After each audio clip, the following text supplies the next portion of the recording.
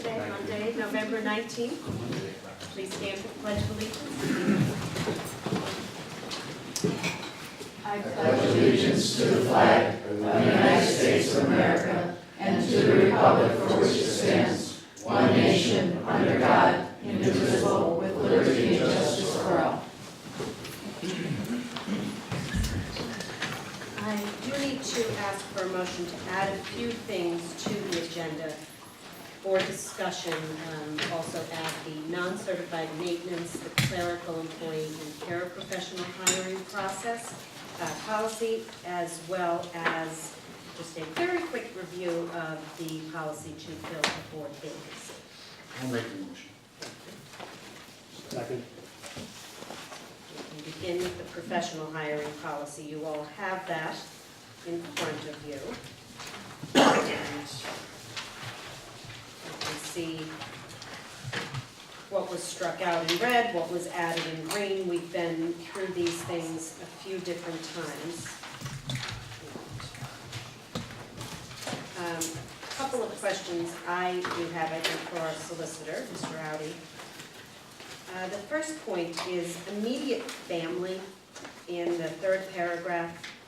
Is that the correct wording, or should it be relative? That was one of the questions that came through, I think, with PSBA, is whether relative is a more appropriate term than immediate family.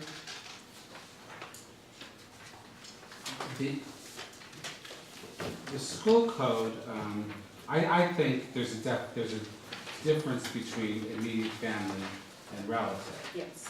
So if you want to expand it, then you would use the word relative to mean, and then I think you might have to have a definition of what relative means too, because you can have a relative through marriage that's so far removed that it would be reasonable minds could differ on what constitutes that person is a relative or not. So I think if you wanted to be more expansive, you would use relative, but then you're probably going to have to define relative at some level you're going to come up with a definition of what relative means. Is that, I mean, I do feel as though there have been several instances where people recuse themselves for a vote because of a cousin or, you know, more extended relationships than what is defined here. So perhaps we do want to move to relative and look into defining that. So this is with that professional employee hiring policy? Yes. Didn't we talk about defining this? I- That's not spoken about. That's, yes. At one time, I think we defined it as like a cousin, first cousin, Mhm. like an immediate relative to first cousin. After that, it's kind of. But is that something that needs to be determined legally? It's not Well, I something think that we... it could be whatever you want it to be, whatever the board chooses it to be. The school code has a definition of relative under the bereavement section that defines what a close relative is and what an immediate family is. So we might want to look to that relative section under the bereavement provision of the school code for definition. Thank you. And I'll get that for you. Thank you. And, yeah, okay.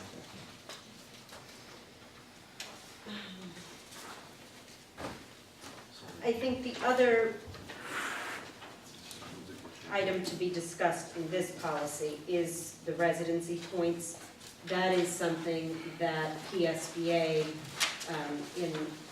in their response, and, you know, it was very much, this is just advisory, what we do here, this is important because it impacts your collective bargaining agreements, that you go back to your solicitor and define these things for yourself. But there is a point here that school code prohibits most districts from requiring residency as an element of employment. But there are also considerations as to why including it in the point system may not be the best practice for recruitment purposes, to ensure diversity and to avoid any discrimination concerns. So I think I look again to you, Mr. Audi, for your expertise on that. This is page 3 of 5 under other credits. Okay, yeah, I see that. Oh, okay.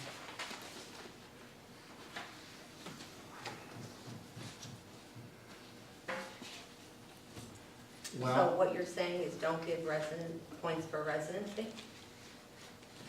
I mean, I will be honest, I don't have an opinion on this. I want to align this to best practices. And, you know, certainly follow PSBA's recommendation, your recommendation.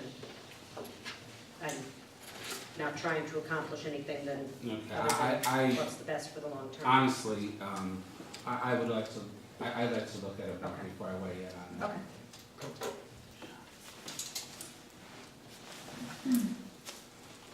I mean, I'd just like to add something to that, Katie. I mean, I know you said that we would probably leave out somebody, maybe consider that it might leave out minorities. Well, I mean, if you look around Scranton today, it is quite diverse. And I think the residency of the 85 points would not only benefit people that live here, but the minorities that live here also. So, I mean, that's something to keep in consideration, because I've known in the past that the district has actually sent out, like to Philadelphia and other nearby cities, to get a more diverse pool of applicants, such as to match our diversity here, candidates to match our diversity here. We have done it a long time ago, it was done, and we just hadn't been able to get the applicants. I mean, it's, you know, so again, we do have a large diverse pool here in the city. So that's why I feel, hey, we're not giving them the advantage. Give them the credit for living here in the city. I just have to say, rather than try to put it through on a policy without like, you know, an actual vote on the overall policy, I feel like a lot of things get changed, and then we talk about them again, and, you know, everything gets rewritten down, and then all of a sudden we move forward. Anymore, like, if I'm not comfortable with them, I'm automatic no. So, the fact that we discussed this at the last first read. I think Mr. Schuster said, I think there's an overwhelming percentage of the majority here that like the rule that we get percentage points for people who live in the city. I still like it. I still don't think it's changed, and I don't think it should change. And that's, So PSBA is citing the school code itself as potentially the prohibition of requiring residency, potentially not a best practice for recruiting, possible discrimination.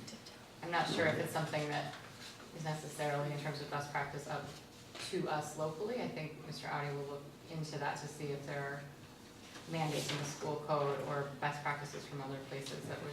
well, it's done with the police department, the fire department, the DPW. It's done all over. It's done in Philadelphia, parts of Pittsburgh. It's done. So I mean, it's not like it's unprecedented for us to do But this. you're talking about the municipal services, not the Right. school districts.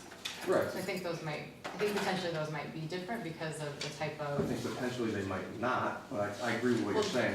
So there is a, national teacher shortage, statewide teacher shortage. I think looking within the bounds of the city to fill 900 teacher positions is just a tough, we just don't have that many. But I don't think it restricts the boundaries of the city. It just gives, right, it just gives an additional credit to the people that are not only willing to teach, but they're sitting there, sending their kids to schools, living in this city, paying the taxes, and are neighbors with their fellow teachers and principals. And it's something that I think is impressive to me, that someone wants to live in the city when they work here. And it's no disrespect to anyone who doesn't. I think it doesn't mandate that the teachers live here or the administrators, and that's absolutely fine. My personal opinion is I'm Scranton, I've lived here all my life, and I like that. Well, I'd just like to add to that. I mean, there had been debate, about the brain drain in this area, okay? And it was a pretty hot topic at one time. I mean, the brightest leave here because there's not much of an opportunity here, all right? We lose the brightest and the best, okay? This is just another, card in our favor to keep the brightest here, to stop the brain drain. Frankly, I have to echo some stuff you said. As long as the school code is not, if there's no mandate that states that, we can't do this, I'm in favor of keeping it, because at the end of the day, why shouldn't we want people to live in the city to pay taxes. The same goes for businesses as well. Let me clarify what I said earlier then. I don't believe, I'm quite confident that there is not a prohibition in the school code against this practice. I was asked to speak to the pros and cons of it, and honestly, I think legally, it's gonna be, it's okay. I think it's more of a policy decision that your board is gonna have to make. So I didn't want to mislead the board into thinking that I thought that there was some legal issues. I'm confident there's not. Thank you. Thank you. I just would say that, to Mr. Casey, your point, when a teacher then comes here, we hire them, they would live here, pay taxes here, all of that. But I think it deters potential applicants from anywhere else from coming here, you No, don't think? No, Okay, I've spoken with people for whom it was a deterrent, and but I've seen a number of candidates that live in Old Forge, Avoca, Abington, so. I'm talking about graduates from Bloomsburg University, Temple, Penn State, people that might actually want to come here, and they look at the hiring policy and they think, well, I'm not gonna get in at Scranton, so I'm gonna apply. That's it. They're here. Yeah. Thank you. So Ms. Gilmore, Yeah. as we bring this forward to the work session, we're going to be looking at the definition of relative Yes. and then what the board's preference is for residency points, because when this comes to the work session, we need to make adjustments as the board wishes. Right. So, And I mean, there are strong arguments on both sides of this. I see pros and cons. It's a I'm tough just call. gonna echo in support of that. I've been in this district for 30 years, and there are many people, unless I'm dead wrong, that have come from many universities around and lived in the city and still gain employment in here. So I would be in favor of keeping it myself. So at the last meeting, did we talk about the difference in points? Maybe Mr. Gaynor could speak to this a little. We had 85 points. Was there somewhere that we can get in between here? That's what I thought the last discussion was, Maybe somewhere in the middle. Some of the panels in the past, during the interview process, think the 85 points is a little steep.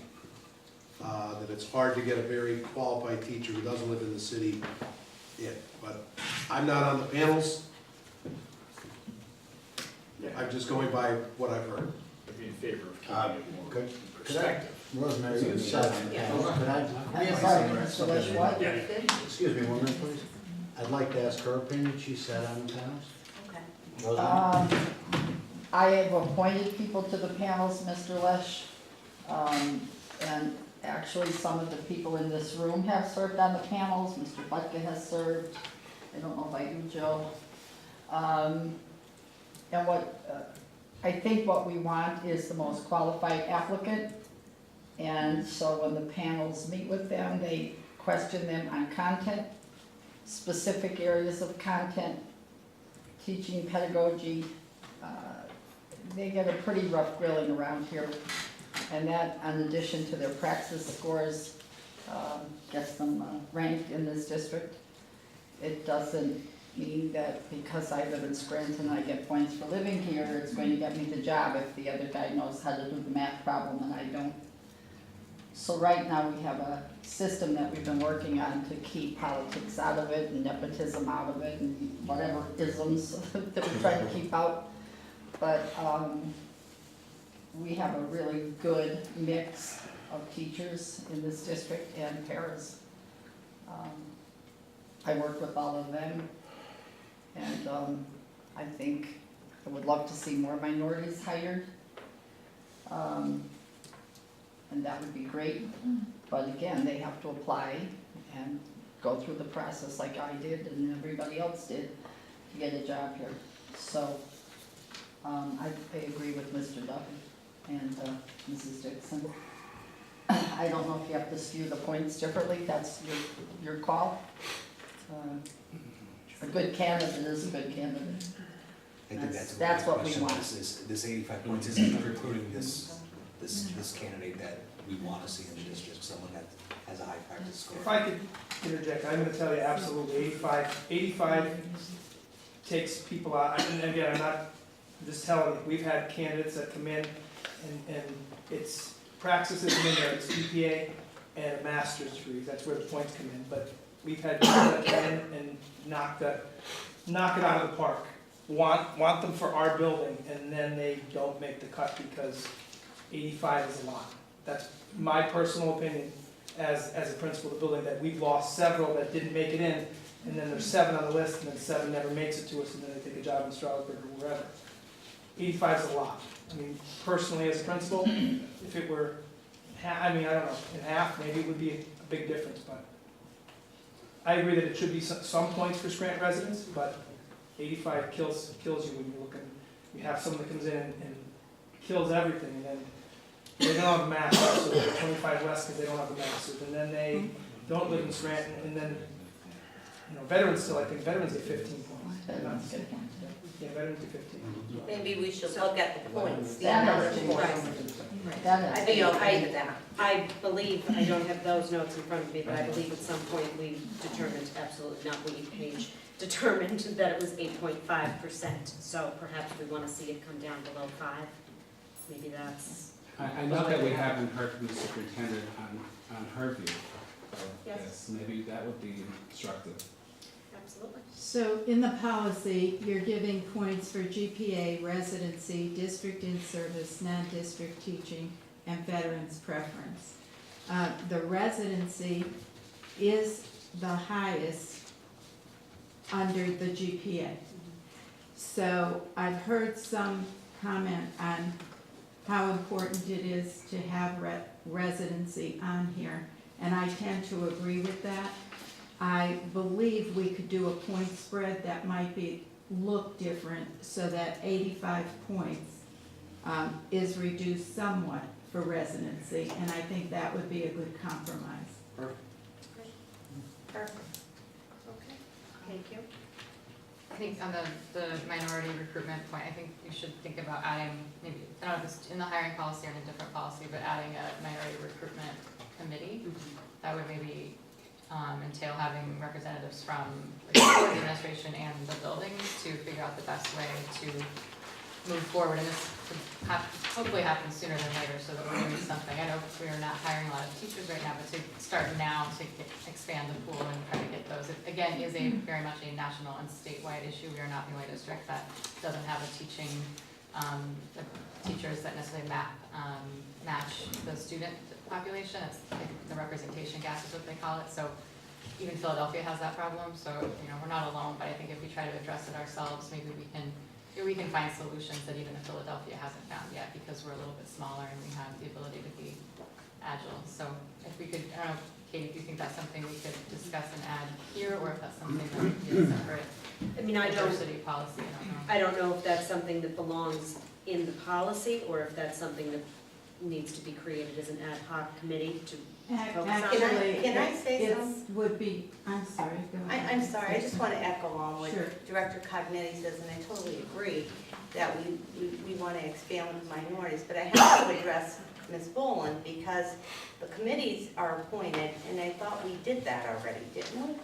Like when we were trying to match up what we're looking for the buildings, as far as The interview panels, you mean? Yeah, the Yeah. diversity, we've done that.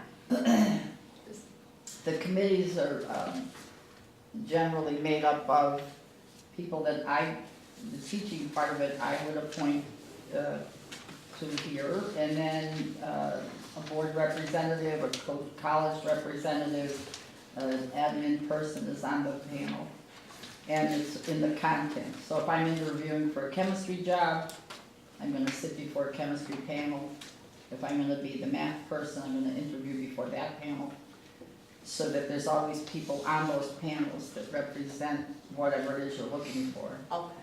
I'd like to make a comment. Go ahead. Just a quick, I think this would be not in the panel and the hiring. This would be recruitment and getting the Scranton School District out there at education job fairs, going to the education schools beyond the ones that are local, maybe going a couple hours, a few hours away, and seeing if there are people that would like to move here and try to do their first years of teaching here. So separate from the panels, but an additional kind of recruitment. So my comment to this is I definitely think that we need more diversity on our teaching and administrative staff.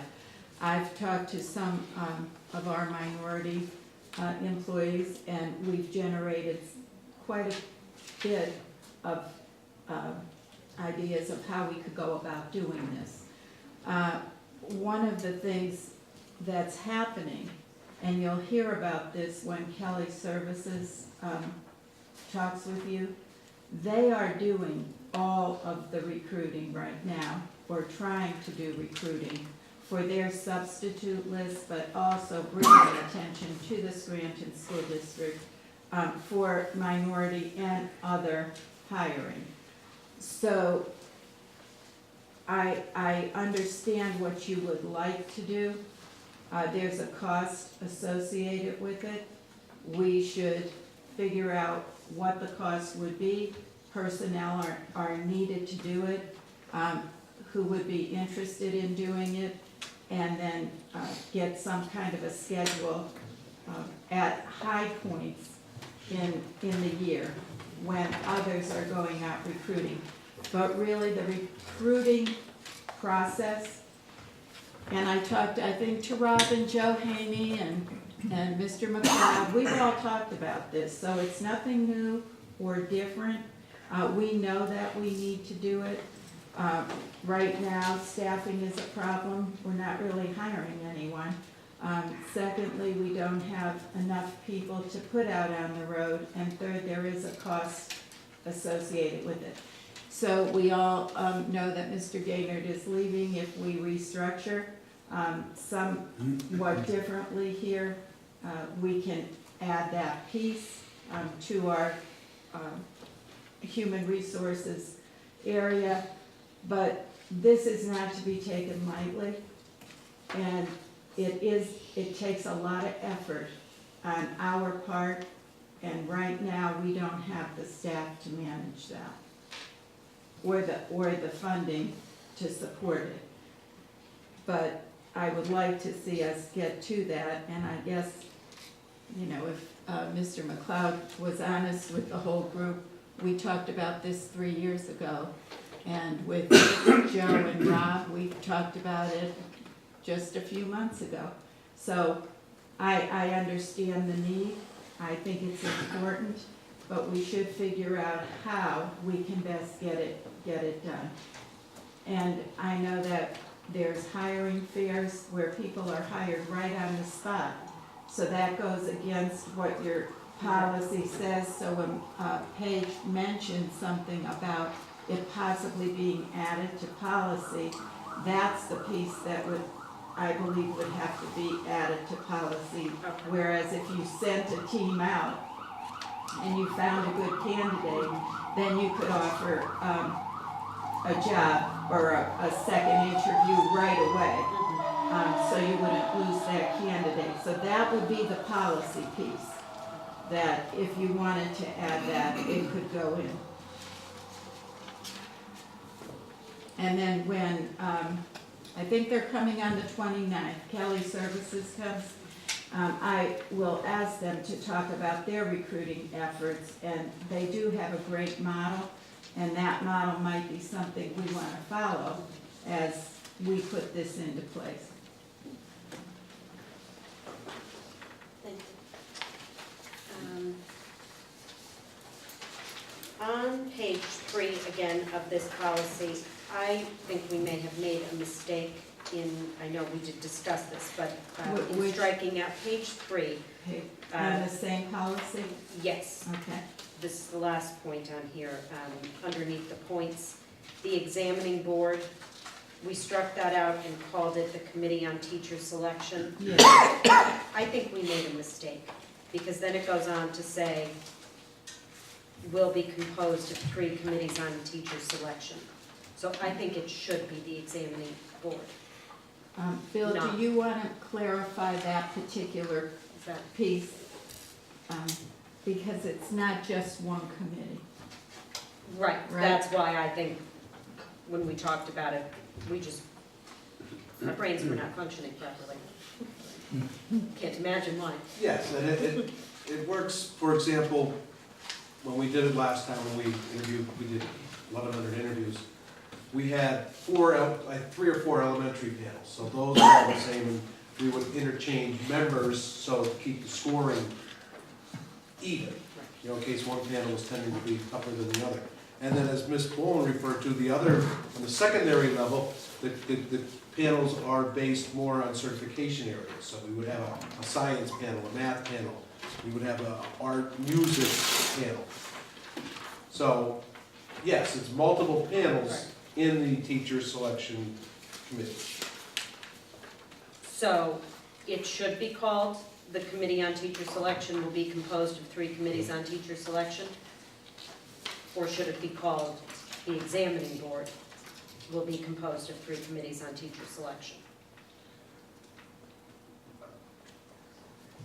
I guess it could be examining board, because then you have committees underneath. Right, that's, I agree. yeah, okay, So so you we're wanna leave leaving that. Examining Board, not changing it to Committee on Teacher Selection. Well, in that one place, Yes. but what about other places? Because I see during the interview, above on that page, the committee will consider the factors listed below. That would be correct, right? Correct, So here you would like it changed back, yes. okay? And then, do you have any other place where you noticed that? I don't believe so. I think that's the only place it was referenced, and that's sort of the umbrella Okay. over all of these other things, and I just, when we talked about it, we were misunderstanding. So, I think that's everything on the, does anybody have anything else? Paul, you look like you're just jumping at the bit to raise another point there. No, I'm good, thank you. We can move on to the administrative hiring policy.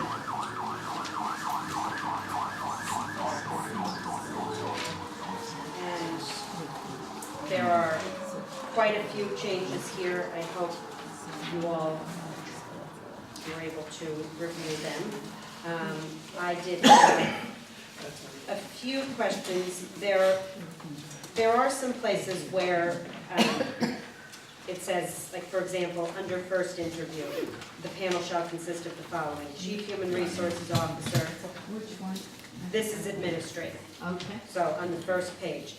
Principal who is currently serving at that level. I was wondering if we needed to explain that a little further, at the level of the open position, or at the level of the position for which the interview is being conducted. Just in an effort to I clarify. personally think it should be the building principal that they're interviewing for. I mean, No, that was sort of gearing towards, if we're looking for a secondary principal, then we want a secondary principal That's Oh, what I was designed. on the same level. Sure. Intermediate, we have another intermediate, elements, you know, that's what that means. So, am I correct in interpreting that as it is the level of the open position? Yes. yes. Okay, Correct. so I would like to see that say that instead of just that level. We've got it. Okay. Can I make a point? Yes, At the level of that open position? Level of the open Yes. position. I have all of this written down, Bert, so we can go through I it. do realize I was away, I believe, in the first read of this, but on the first and the second interview, we crossed out the supervisor of special ed. I don't know why that happened, but my concern is, let me just tell you what my concern is. We have a lot of litigation that happens in special ed, and the building principals or vice principals that are applying for these jobs, there should be questions that are geared toward, especially the procedural piece, on the discipline part. I don't know, Rob's here, would you agree? Like, don't you think there should be special ed questions? I don't even know who's on it, to be honest with you. There are special requests. So right now, for an administrative hire, it would be the human resource officer, principal at that level, and, is this correct, 2 senior staff members? Yes. So the principal That's could what's ask the on it. special ed questions then. I guess that would work. Okay. But if this central office senior staff member could be the special education Right. super, director. Correct. I'm just talking out loud. Okay, thank you. Okay. No, we really didn't talk through this. A lot of these changes came in writing, so I think that's why we're having this lengthy conversation. Can I ask why the SFT appointed teacher with the experience at that level has been crossed out? I would need input on that.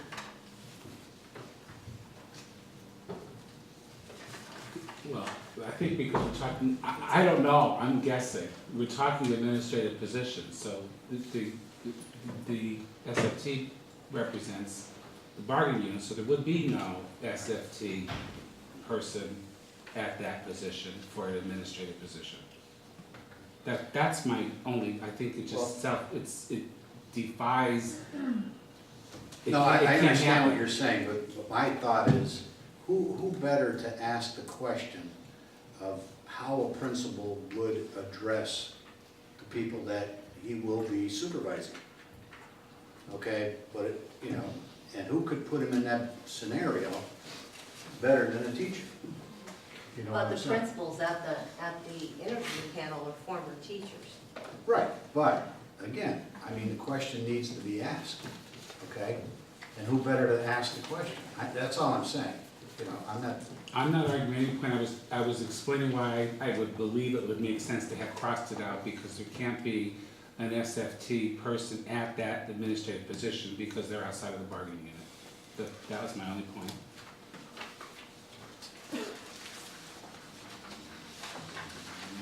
So would it be possible to leave the SFT appointed teacher, but just eliminate with experience at that level? If that's the board's will.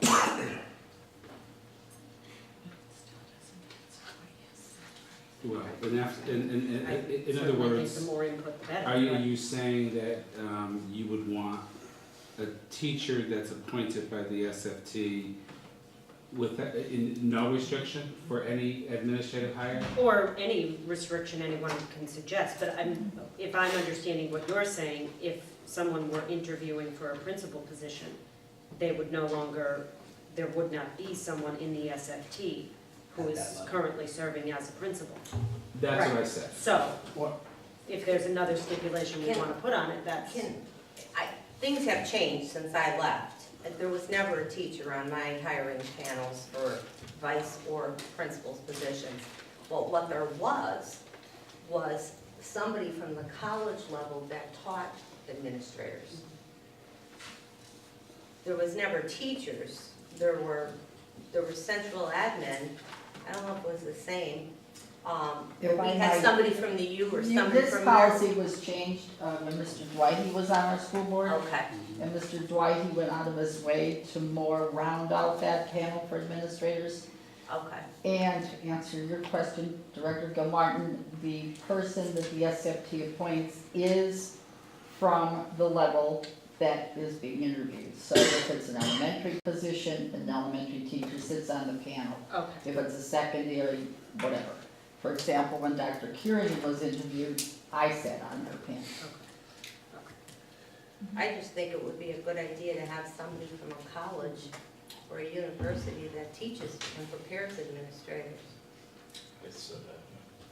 Mr. Gaynor, I believe you had talked about that and said it wasn't always easy to get someone from a college to sit on the panel. Right, not on these panels, but when we do the teacher panels, we get college people on those.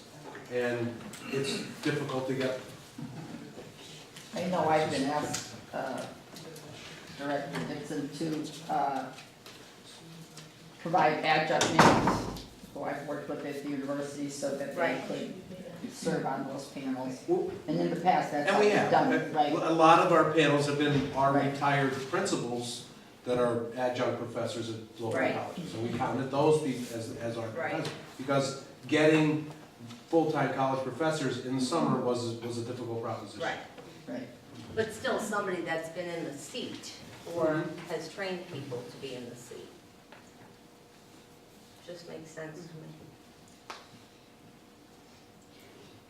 Would there just to deal with Mr. Gaynord's point of it being difficult to secure those people, would there be any point of adding them to this list, but changing the sentence, the panel shall consider the following individuals,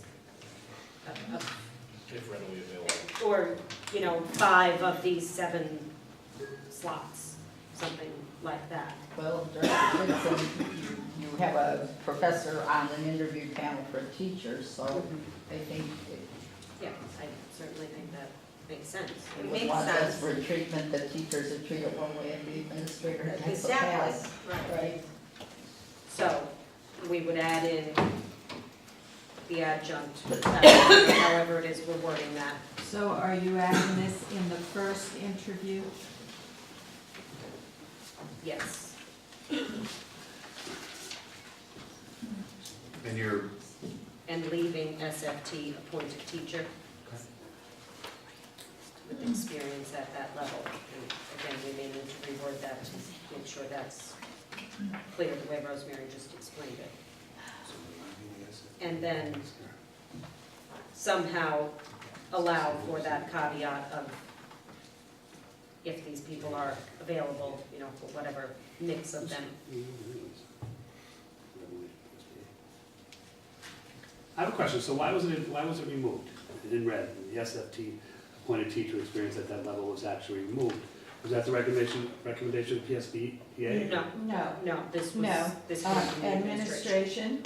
Administration looked at the policies, and when we were talking about administrative hiring, we wanted to have administrators, people who sat in the seat and did the work, and who understand the work, to be on the panel. Well, that's why I questioned, because it was different, so I didn't know when this happened, because that makes sense to me. PSBA really referred me back to the solicitor. And that this would, so I'm assuming that this is the conversation that you would have worked through these things with Mr. Rowdy's Well, input. well, this that is a we're getting board, this this is tonight. a board decision. Right. And Mr. Rowdy gave his, Yeah, there's no, there's certainly no legality, obviously, Right. to having anybody you want on that panel. You have to make some judgment calls as to what organizations, what groups you wanna have weight in making the determinations to move a candidate to the next interview round. That's up to you. so Katie, we've, SFT appointed teacher with experience at that level will turn green. Yep. And then, the fifth one would be a college professor in the field of education, preferably education leadership. Here. That's what I'm talking about, the Right. education leadership program. And then that would leave 6 people. So you said, 5 of the 6 Right, would at make least up the 5, panel. yes. At least 5. Okay.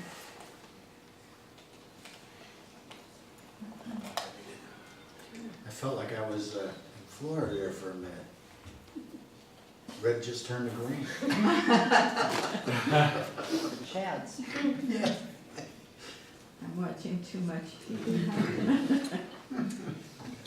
And the next point here, all candidates earning 70 points has been changed from 50 and above in the oral interview, moved to the second round of oral interviews. I did wonder if that belonged more on the second page with, under interview guidelines, there's interview scoring. Scores are tabulated and an average is computed. Does that interrupt the thought here where we're laying out who will be on the interview panel? It actually doesn't. I think it could go under the page 2, under the first interview. So you're agreeing with me, moving to I'm this? agreeing with Yes. you. Okay. Mr. Gaynord, I can agree. you see that? Do you think that would fit also? So we're moving under Take. first interview scoring. Right, all candidates earning 70 points and above in the oral. That statement, can we move that statement to page 2 under interview guidelines?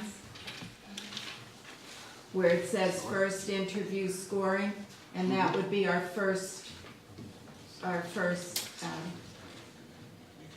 sentence. Do you see where I'm talking? Is that, that would work, right? It should probably be the second sentence. Okay, Scores are tabulated. I also think that this could be one sentence, not two. Scores are tabulated by the panel and an average is computed.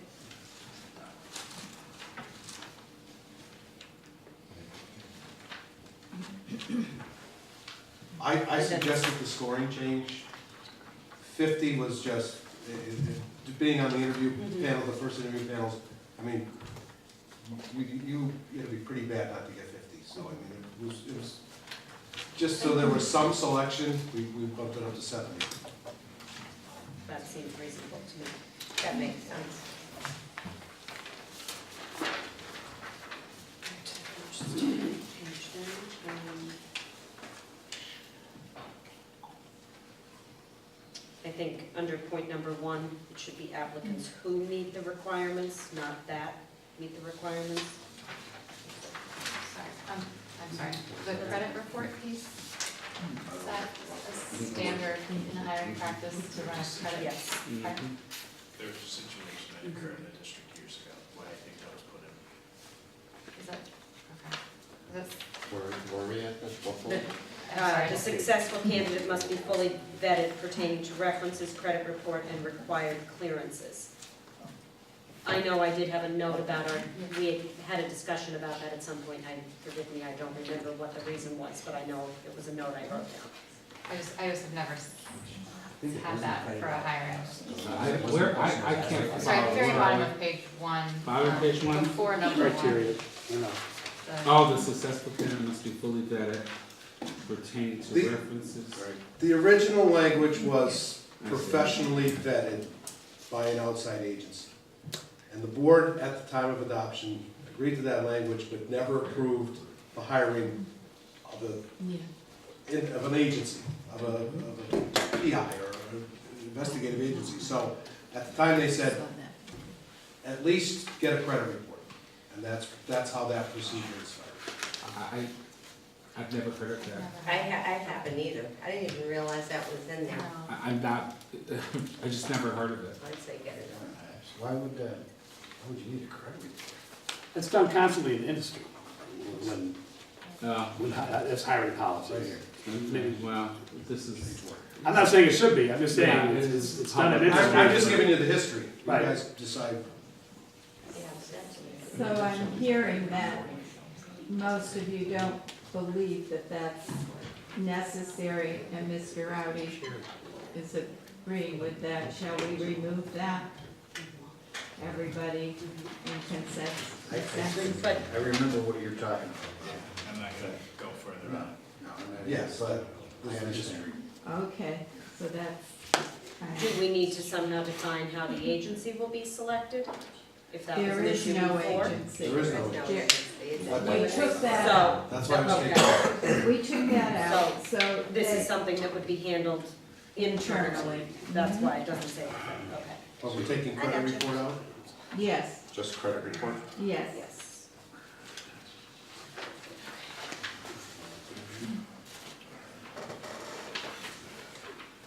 And then I see that third interview was struck out. This option shall only be employed if there is a tie between the 2 top candidates. Do we need to deal with what would happen with a tie in another way?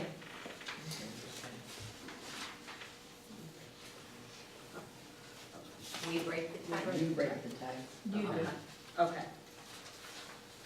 and I think that's That makes appropriate. sense. Yeah. So that needs to be defined in here.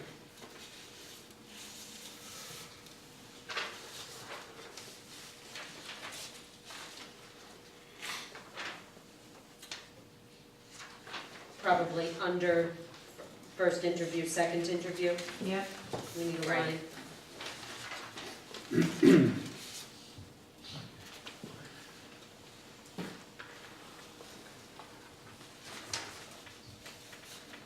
So you're saying all members should vote on this completely?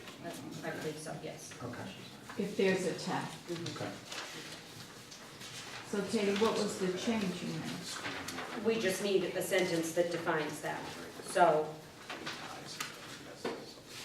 probably before, the successful candidate must be fully vetted pertaining to references and required clearances either before or after that sentence. In the event of a tie between two candidates, it would be presented to the board for a vote, and the candidates would be Third interview, you want that for third? Third interview's gone, the Third school board interview will is break any gone. ties, Yeah. right? And that would go just above criteria. yes. Right. Okay. So however is appropriate to word that.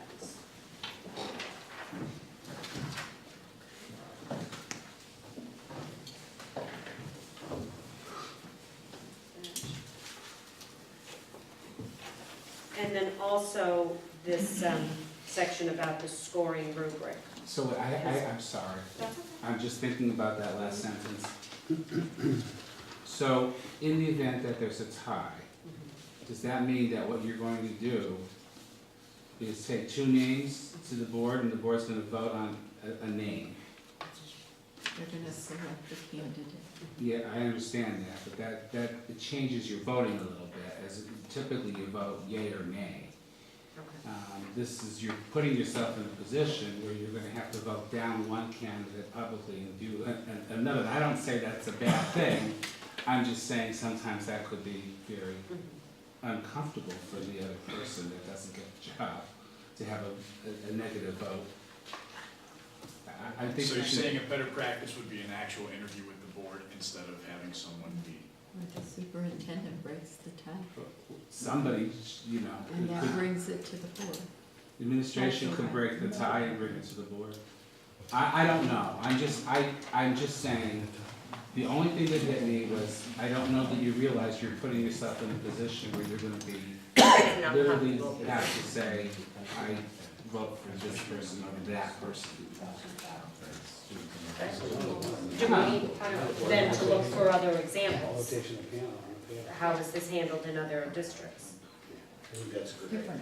Well, they're handled in different ways. Sometimes the administrator will bring 2 or 3 people of their top 3 to the administration, to the school board, and they interview them publicly, and they have their vote on one. So sometimes the board asks the administration to make that finalized decision and give its recommendation, its final position. There's different ways you can handle it. Yeah, so it's, the original policy did have it as the board selects an interview. I just worry about that situation. It's easier to vote on a person, yes or no, than have to say, yes, that a name, and the 2 of them are gonna be sitting here or not, and it's not good. So then are you suggesting that the board would interview these people and score them? Like the board would become the third interview? And then the results of that we would... I haven't gotten to that level. Okay. I don't know that that's true. I think, I don't like an idea that a person's name is going to be out there as having been voted down in the Right. newspaper. Right. Personally, that's all, no offense. And Sarah's writing furiously. I'm not suggesting that the sunshine law doesn't work, I just think there's a better way to do it. Okay? Well, at the second panel, right, the superintendent is on the second panel. So why would the superintendent not be able to bring the recommended candidate? So if there's a tie of 2 people, the superintendent would bring the person they thought should get the position to the board. The board then could vote it up or down.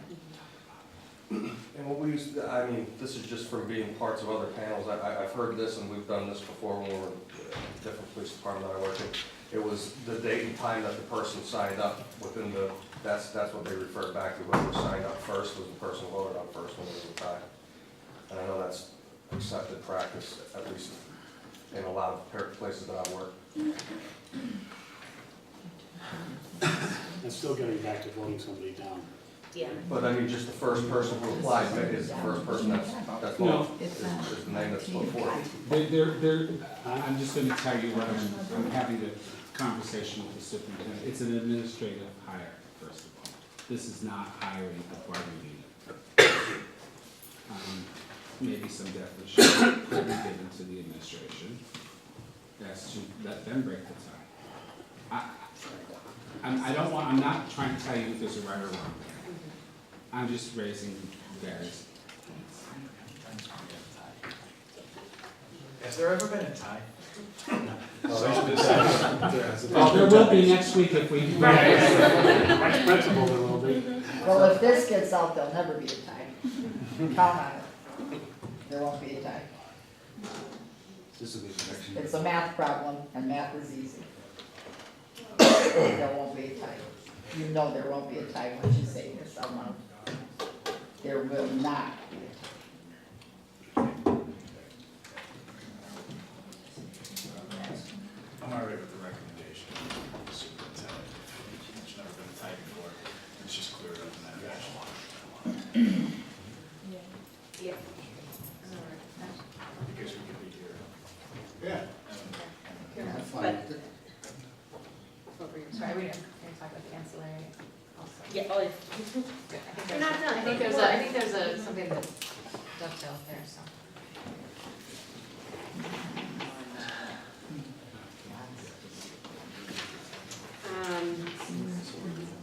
Now that going on to the next thing, but we're in the final decision, right? I'm updating. yeah, I feel like. There's not a final decision No, yet. we're, There's Right, a right, right. we're recommendation on the betwixt in floor. between here. Right. So, Um, we stay in board or should we? we haven't. We didn't make a I have- decision yet. I have two notes here. I think we need to think about the wording a little bit.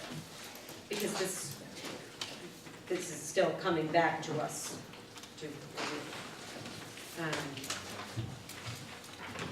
The scoring rubric, that was the next question I had. All of this has been eliminated, and do we need to define a scoring rubric?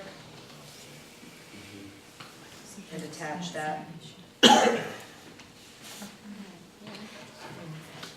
Maybe that's where another district's best practice could be helpful.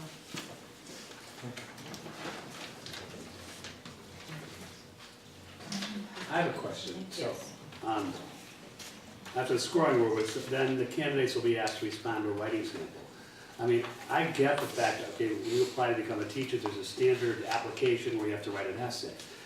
But why does the candidate, after they've gone through the first round, second round interview, and, you know, have been scored via the rubrics, have to present a writing sample that, like, you're saying the superintendent should break a tie, but this is almost like breaking a tie, because the superintendent's the only one who adds up to 20 points after everything's already done, so I'd like to see that removed. I think a writing sample is critical for a senior staff member. Now, how it's handled, Mark, that could be discussed easily, but, and maybe it should just be part of the scoring, well, be part of the scoring rubric. Well, let's have someone off the panel look at it then, or have maybe I mean, I tend to An agree that the English writing piece is and important. adjunct, we're but the talking way about it's- bringing some college people in here, how about an English professor?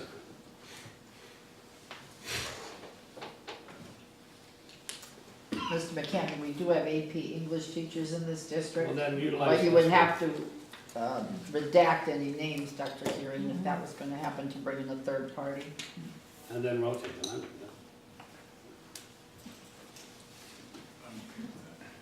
I'm okay with that too. I don't believe someone on the second round panel should have the ability to add 20 more points to a candidate. I don't think that's fair in the mix. After going through, changing all these policies all the way through with points and 50 for here and that for here, and then at the end, someone can just add 20. That it's already been decided through the rubrics from a writing sample that someone's already on the panel. I'm just trying to make it, I think it could be The more fair. the writing sample, of course, the grammar is important. There's also content when we have the comprehensive writing sample. And I believe an administrator, based on the question, knows what they're looking for. So if 5 candidates give you pretty much the same outline of how they would approach a problem or an issue, they're gonna get points for that. Because there are specific things that you're looking for. Now, if you don't, I think it's an important piece, but the way it's stated here, well, you said the superintendent could add 20 points. Well, you're the one who takes the writing samples and, I do take the writing samples because I do the comprehensive question. no, but who looks at the grammar, who looks at, I do and that. then who awards the points? I do that. I just think that someone else should, because you're already on the second round here. Well, maybe you should take the superintendent off the higher. No, that's not what I'm No, recommending. let me give you an idea. Let me give you an Okay. idea. Take the superintendent off the second round of interviews. Just take her off the first, or him, and off the second. And then send the 2 highest scoring individuals to the superintendent to have an interview. And then the superintendent brings that person to the board.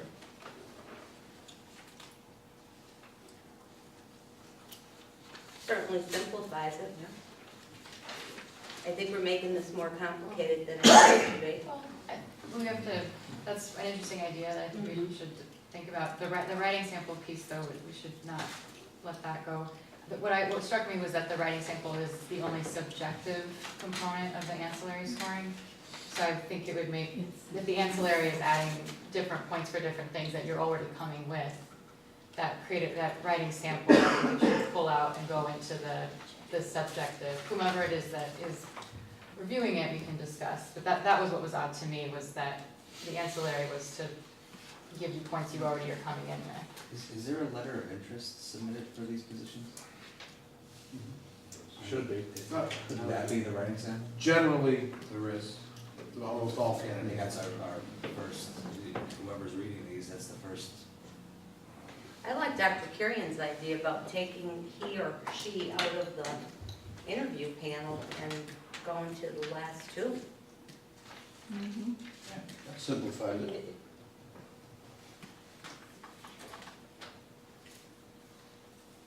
It does sort of solve both of the problems. It deals with the tie issue, if that were to happen. And then they recommend that person to the board. And for Mark and Paige's concern about the 20 points, the writing sample could be a part of what the panel does. Right. The panel, So not Each just could one have- person is each could looking have at a copy and mark it and award average the it points. and however you want I to think that's fair. do So the that. second interview would include the writing sample. And the panel would grade it. And the panel as a whole would grade it. And then the 2 highest people would be interviewed by the superintendent, because I do bring the recommendations to the board. Right. So that would solve several problems. Yeah, what happens when it's a superintendent? That's That works. That's a whole that's different a kind of- That's a totally whole, different yeah, that's gotta be process. whole. Yeah, totally different process. Which, not to get off track, but that does bring me to a point that was raised, that there are some positions that kind of fall into a murky area here that I think do need to be addressed. And things that were brought up to me were the day shift foreman, night shift foreman, and COO. I see the point that is raised here, that some of these things, we're talking a little bit more about academic administrators, and we may need to Do a add senior or, policy. right, right. So that's something I think we need to look at some point.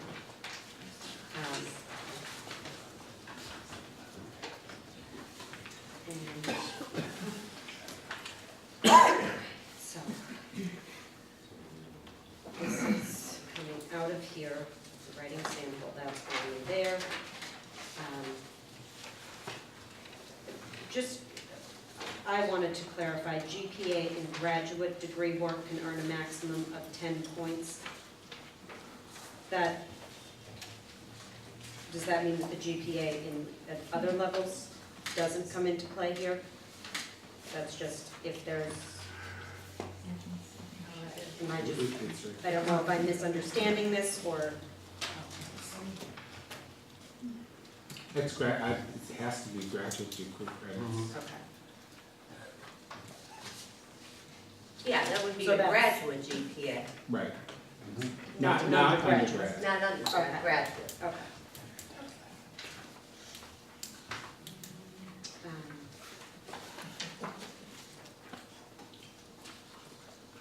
And then the 2 points about the residency and candidates who were graduates of Scranton, West Scranton, Scranton Tech, and/or Scranton Central. Is that again another area where we need to adjust the point spread?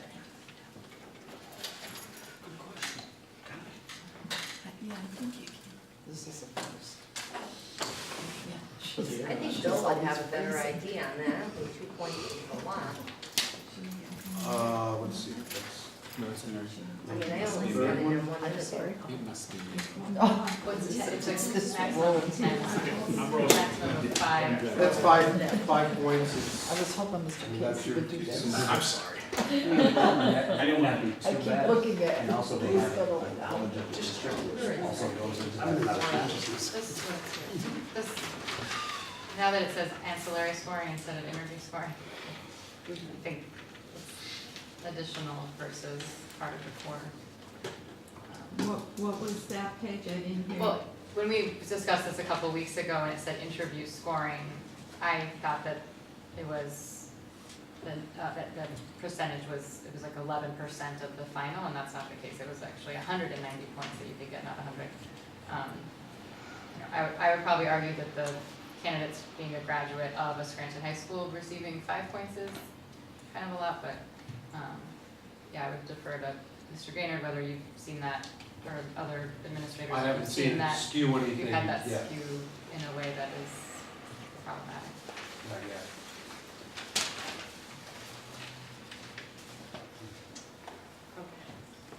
And then in this last section that was added, the second to the last paragraph, I think the sentence about attempts to contact school directors or members of the committee on paraprofessional selection panel, I think that just got copy and pasted from Yeah. copy and pasted. It just needs to be addressed here to be Yes. administrative. I think Bert already changed that, didn't you? It should be administrative selection panel. Mm-hmm.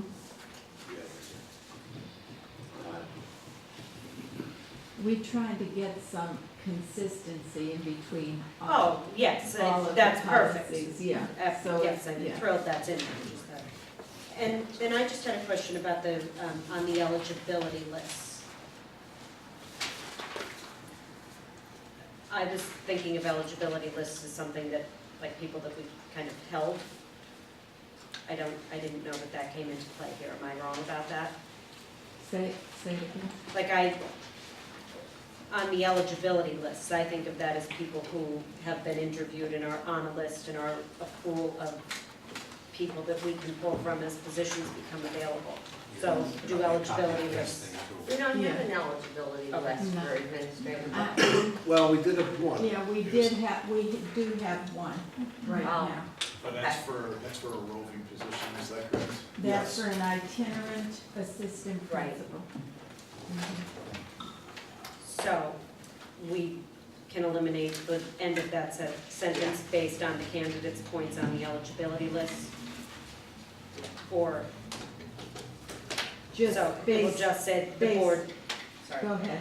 The board will consider for hire the qualified candidates recommended by the superintendent based on the candidate's points?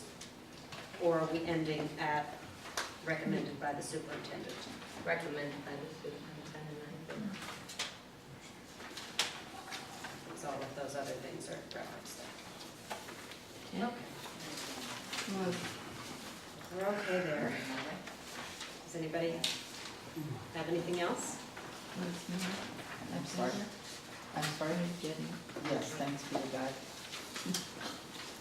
I have a lot of cooking to do this week, Alexis, I can't. So we're just, we're taking the superintendent out of the secondary review? No, and it just- stops at the, Yes. yes, Does it need a warrant as a third interview, or just at that point, superintendent will make a decision based on the final two candidates? The panel will recommend the two candidates for review by the superintendent, and the superintendent will recommend the candidate.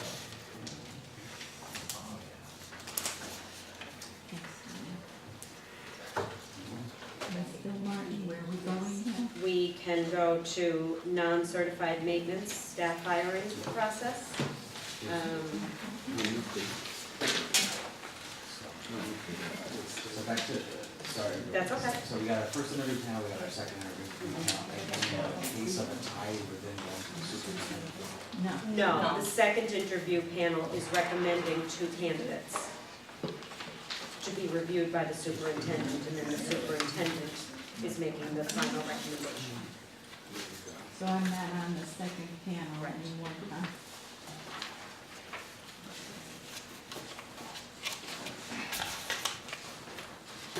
And, So that brings us to the panel, Peggy. yes, Back to where Tom was. yeah, If we take the second interview, you take the superintendent out of there, okay?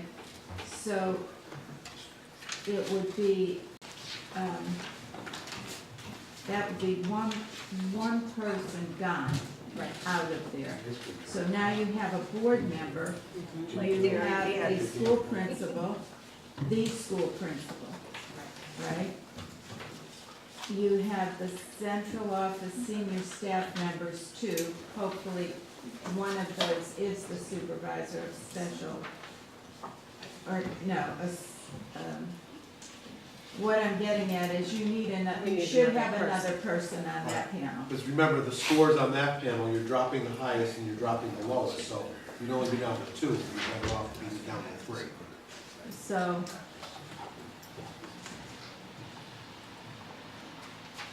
So, who's the appropriate, what's the role? Billy, do you have a recommendation on that second interview? Should it, Well, the college person was added to the first panel, right? Right. 6. yeah,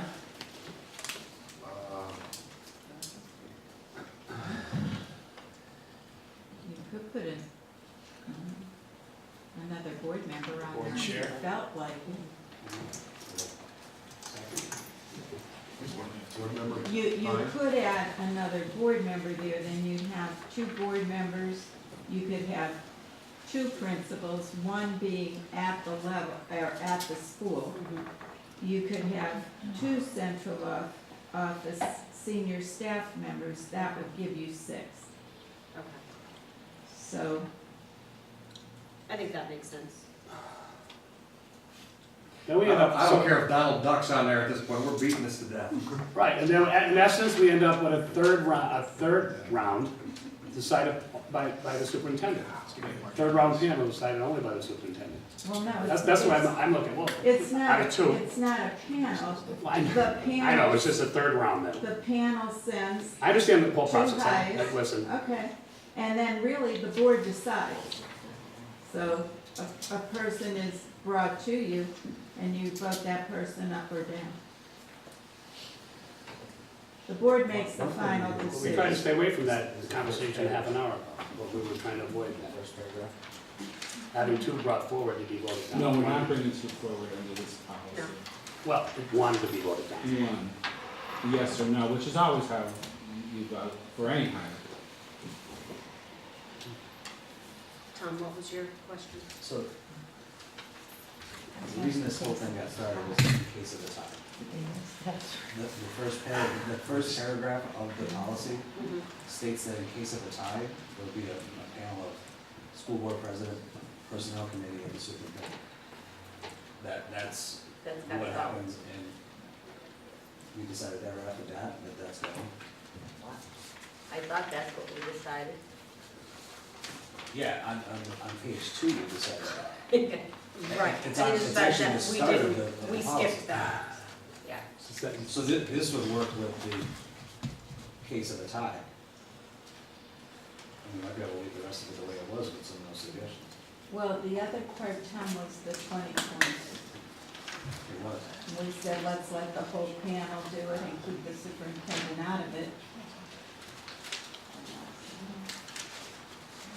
So what if the superintendent ties when she interviews on the 3rd level, then that's when this would come in? Well, that's a different policy altogether, different policy. No, I'm talking about when it gets to the superintendent's level with 2 people and the superintendent can't decide between either one. I think we're in different, I think me and you are on different page. That would be an issue.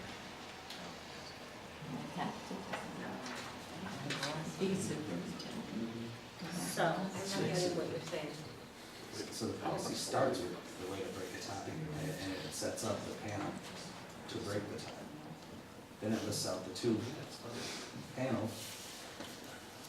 Can I ask you a question? I mean, how important is it for us to figure this out tonight? It's not. Okay, why don't we set up a policy committee again, Kate, and just do this? No other committee meetings, just this. I mean, because- that's and what no I've been offense, trying, but- no, I know, But this is very lengthy. I mean, that's what I was trying Right, to do, right. and then 2 other committee meetings and Right. voting meeting got added to this. Right. So So- that, I mean, Well, I think when it I'm comes to proud to say, I policy, threw a hissy fit and You were demanded the my first one out of the first, gate, I so. remember.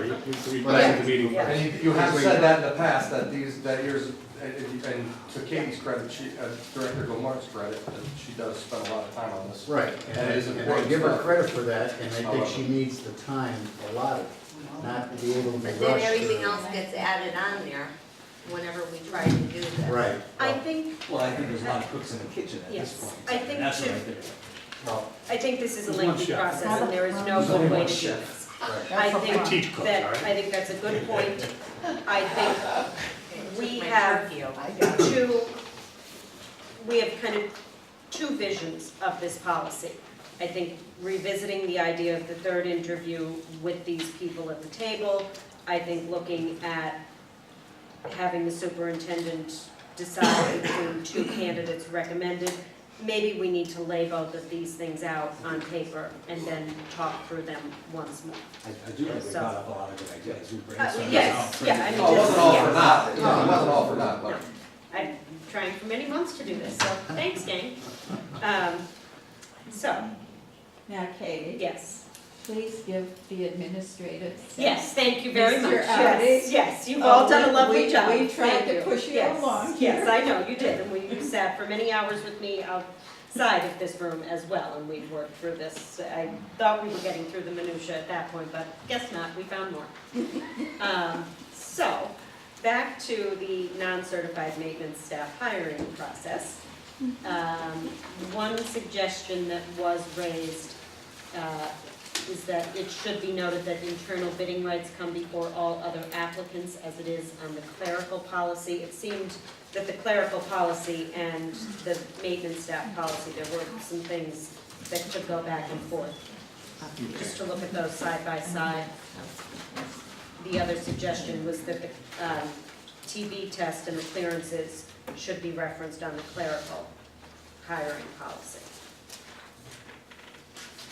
So if those 2 things can happen, TB test and clearances on the clerical and the bidding rights on the maintenance.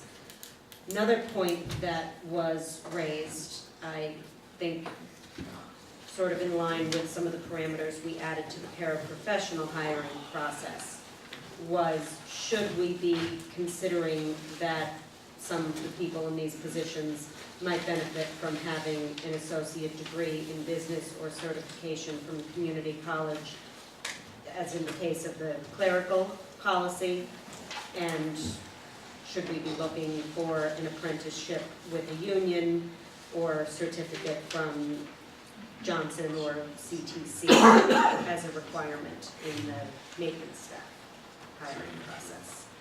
Which I certainly think is a very good idea. I don't know if it needs to be defined broadly in the policy as these requirements will be laid out in job postings and descriptions and may include some of these things. I don't know if we can, Well, Katie, how would you classify it? I mean, you have just the maintenance man that does cleaning, okay?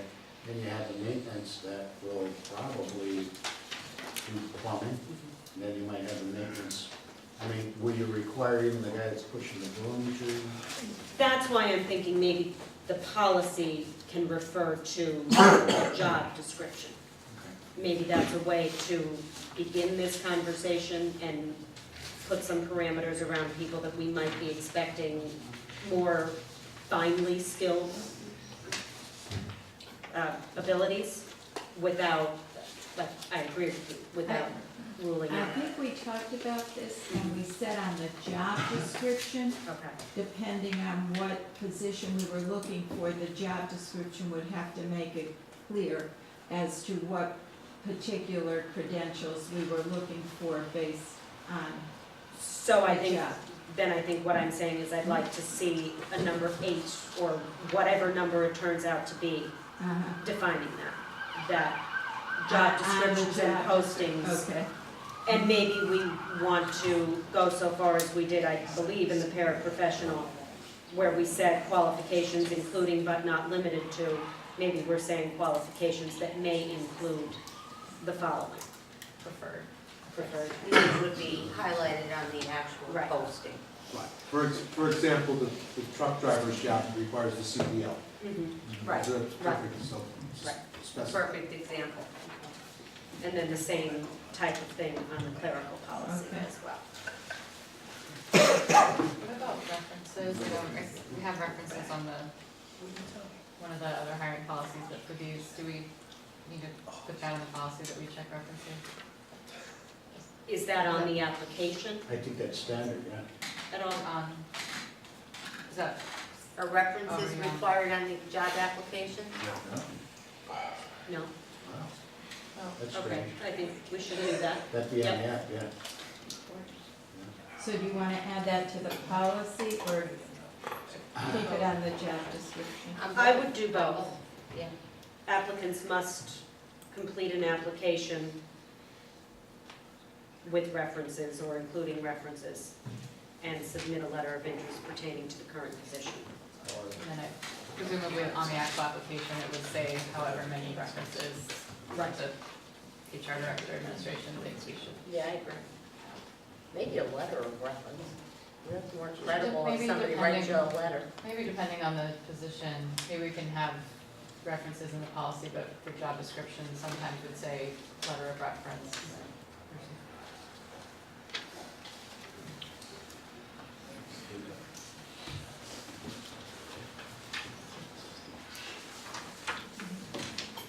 One second to write all of these things down.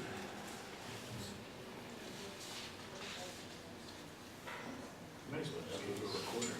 Wouldn't that be nice? Ginny, you got an extra one laying around? Recorder and a little red wagon, I think, should be issued.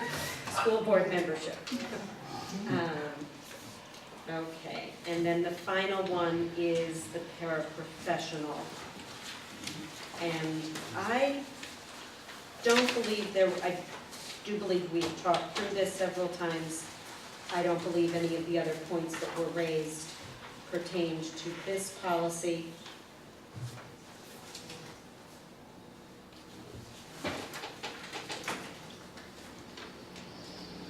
So I think we've been through this one and we may be okay. Yeah, really. Yes, does everyone feel confident in this? Carrie, Yes. I don't feel References. confident. Oh, no, you don't? No, because You don't look confident right now, I'm I'll be worried about honest. why we put filling a board vacancy in the packet when we voted on that already. You voted on that. Yes, just So because. why did you ask for that in the packet?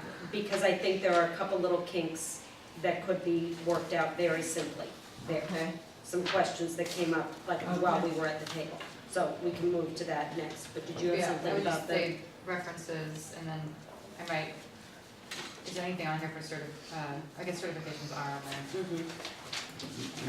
But yeah, I would say references, make sure that everything is consistent. Director Carnegie, what references are, what certifications, I'm sorry? Oh, that it Is is, this repair professional? Yes. Yeah. That's the one that says an associate's degree I- or child development. there are many colors here, and I hadn't noticed that word yet, but That's going to go out starting immediately for any new hire. Yes, I Correct? believe so, yes. After it's voted on, right? Well, yes. Well, I Thank think you. if you check Mhm. with the feds, that's pretty much the way they would want you to go. I think since 2012, right? All right, you? okay. Very briefly, the vacancy policy.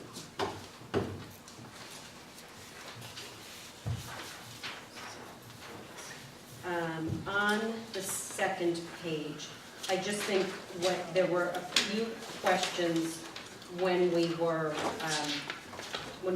submitted our names and then they were tallied and it came back to us. I think that we need to clarify that we are signing these, if that's what we would like to do. However, I did notice, I think it was in the professional hiring policy, or might have been, I might be wrong, it might have been administrative. I did see somewhere that the scoring sheets were kept secret. So I don't know legally if that's a concern. I've always signed that, especially coaching interviews, I've always signed, and then the one administrative panel I was on, I just remember signing. This does say this here, We all did not sign it. scoring sheets shall remain private and no name shall be attached to the Yeah, scoring the one that I sheets. was on, I remember the other one that I signed don't it. know, did you ever sign?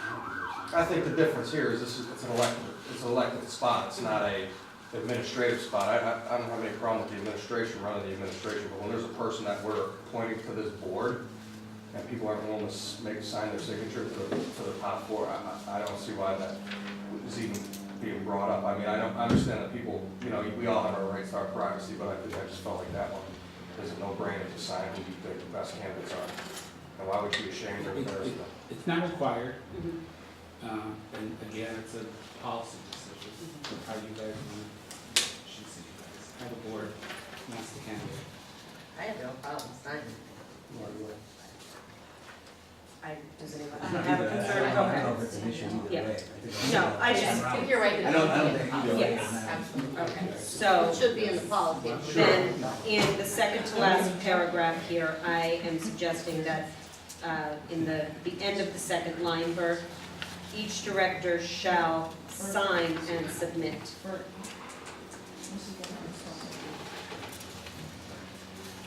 Where are you at?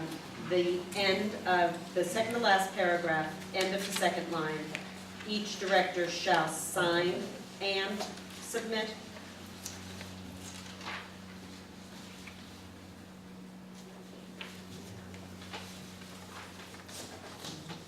What paragraph is that? The second to last on the second page. And we can sit and go through this if that's easier.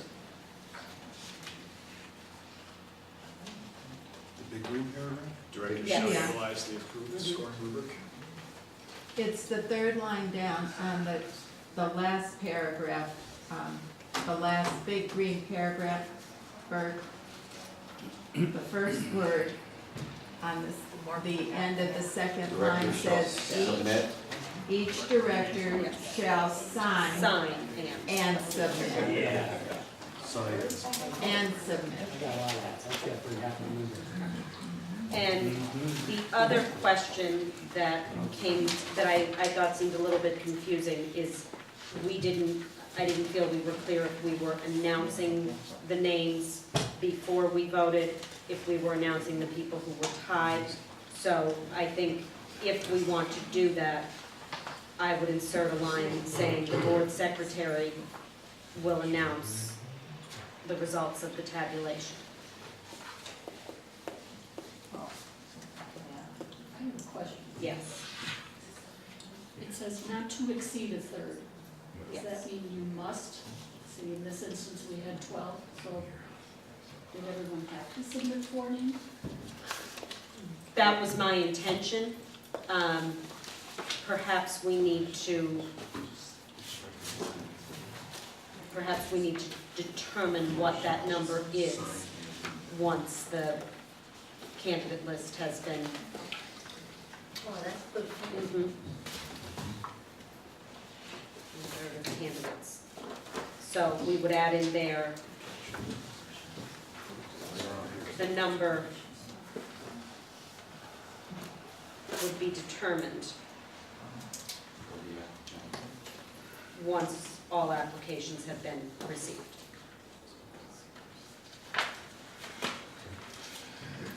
Greg, how did you like it? Any second thoughts at this point? Pardon me? How did you like it? Any second thoughts at this point? So far, I think it's working out awesome, right? Design after tonight.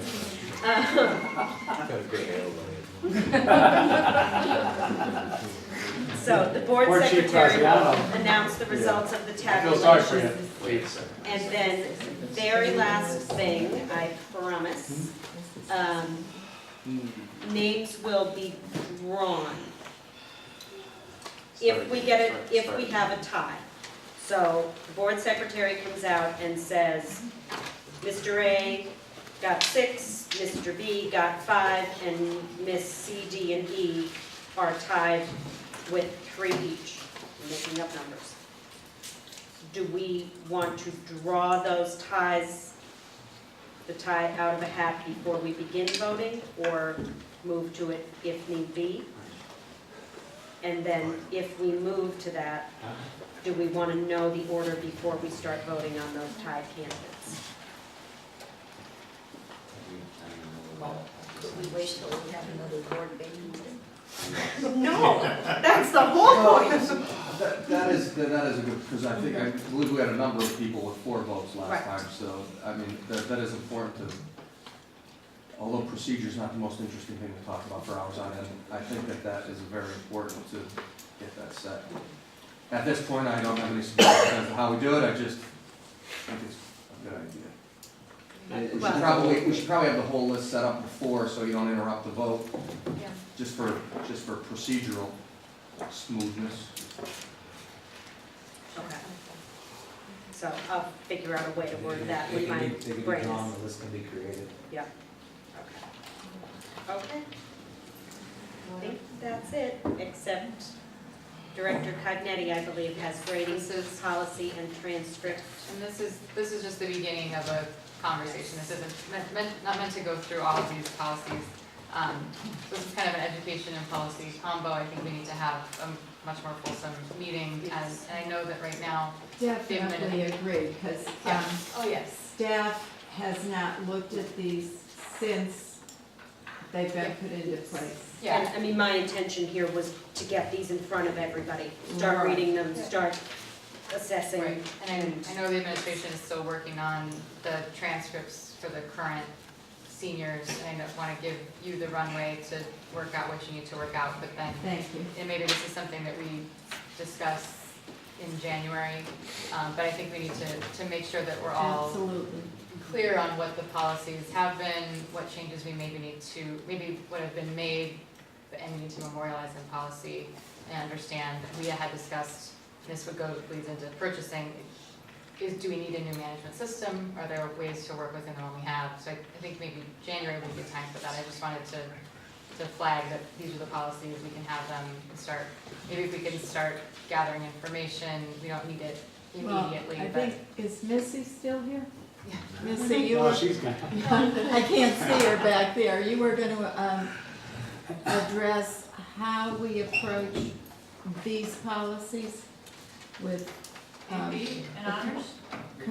the committee. Uh-huh. So we want, Ms. Gilmartin, we want counselors, we want department chairs, we want principals, we want central office staff, we want, our Megan downstairs with our PIM system. We want to get a committee together to initially look at all of those. Yeah. And then bring it to policy committee, as we did these two policies tonight, administrative and professional hiring. And then gather the board's input based on what the staff has come up with.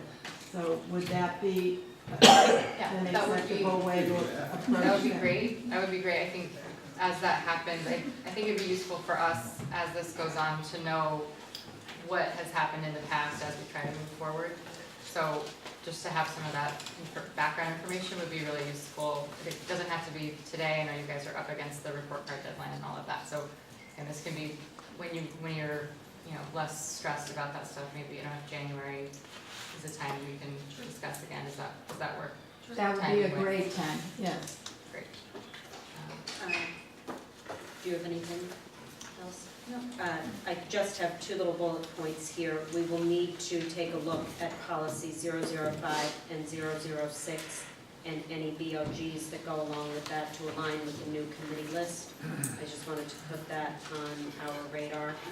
And I also just want to make sure that we are working, I know the sexual harassment policies were provided to the Auditor General. Yes, And I just want to make sure that we are moving forward with all of that as necessary, as we should be, having whatever discussions we need to have around that and whatever.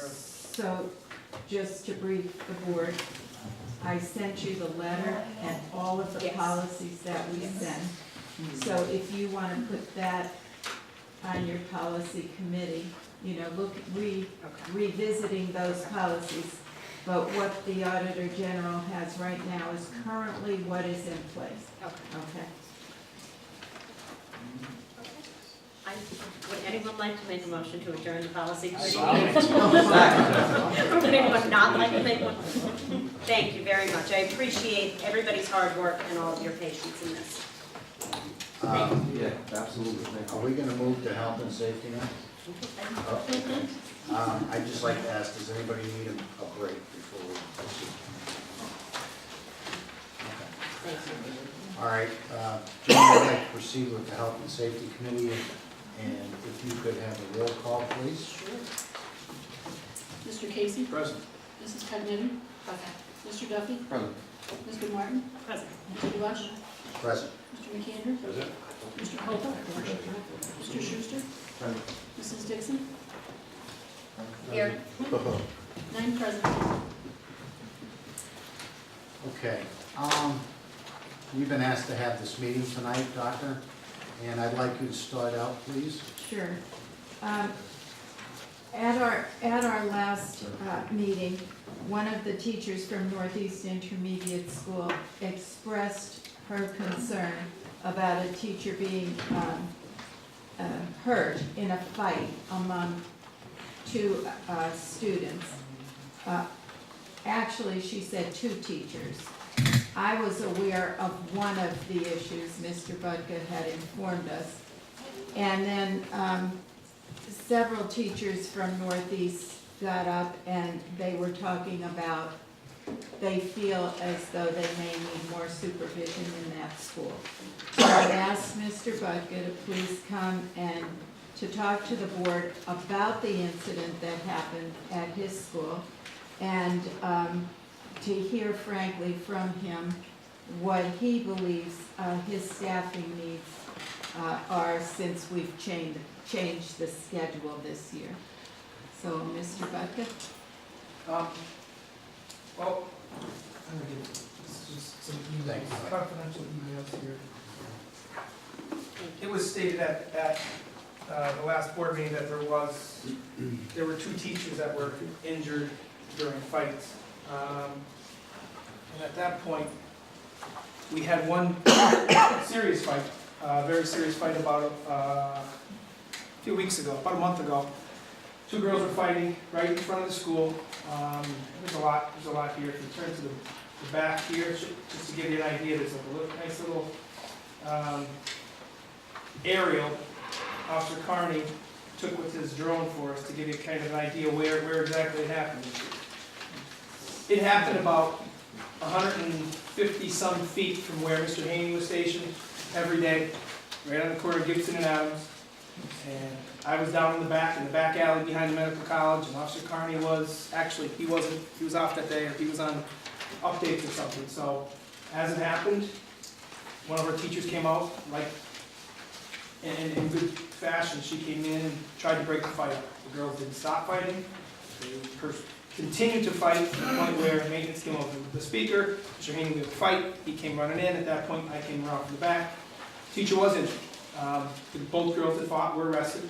They were suspended for 3 days in an informal hearing. After the informal hearing, we recommended that they be expelled. We went in that direction without getting how far in detail. They were expelled. Teacher filled out the accident report as we would. The nurse comes out immediately, check her out. She had a couple bruises, and we would do that with any teacher that would come across this kind of incident. But that fight is one of the worst ones that I've had, probably aside from a gang one we had back in 2010. The other one that was mentioned, Ms. Mead mentioned that day there were two fights. And Mr. Haney and I were sitting in the balcony at Northeastern Intermediate School, didn't know what it was, texted a few teachers to find out what it was. That's what this is. This was me asking Ms. Mead the next day, can you come in and explain to me who exactly this was? And you can see the highlights. Where did you hear this from? We talked to her in the morning. She said, well, I heard that it was. It's okay. Well, who told you? And I went and interviewed the teacher. We had a teacher, another teacher. Two kids were punching each other in class. He got between, broke them up. Brought them down to Mr. Haney. I didn't even know about this fight. Brought them down to him. He took care of the discipline for the students. And again, the details are in here. Mr. Tritis are, I think, later on in the letter here. He said that he didn't realize, but one of the paraprofessionals said that he got hit while he was breaking it up. So I said to him, I said, were you injured? He said, no, but I did get hit apparently. I said, did you fill out an accident report? Like we always do with anybody that gets injured. No, I didn't because it really wasn't a big deal. My adrenaline, and you can read it, his words, not mine. My adrenaline was pumping. So then I again had Ms. Mead put it in writing because, like I said to her, I said, listen, not if, but when this gets to the board, because I knew it would be here, when this gets to the board, I'd like to have these answers, not when, not if, your question about the incidents. She went on to say here, explaining the first incident, which is correct, teacher, like I just explained. In the next week, following week, another fight occurred. I heard a rumor that another teacher was hit breaking up the fight. The next morning, I walked up by that teacher and said, I'm sorry for what happened to you. He responded, thank you. This was the cause for my concern and the reason she brought up at the meeting, which Holly's a great person. She's a great teacher, super teacher, but she was misinformed. She came and presented it as fact. It wasn't a fact. So, as far as everything else is concerned, I think what Joe, Mr. Haney, and I do there on a daily basis, we are building managers putting out fires as every single other principal in this district does. It's hard to be an educational leader because we are, with the new schedule, I'm not going to lie, it's ridiculous. We can't do anything from 11 till 1:30 on a daily basis because of cafeteria monitors. It's ridiculous. That's okay. We'll do what we have to do because we have to, I guess. My question to you, Mr. Buffa, what you're describing is a day in a middle school, anywhere USA. What my question was going to be, do you feel this has worsened because of the schedule changes? In my opinion, Yeah. yes. The teachers don't have a duty. We're the only building, actually, 3 intermediates are the only level that do not have a duty. The fact that they don't have a duty to work, to help, to be around, not to mention the other contentious elephant in the room of the contract, makes it very, very difficult in a building that I will say is probably the best building in the district.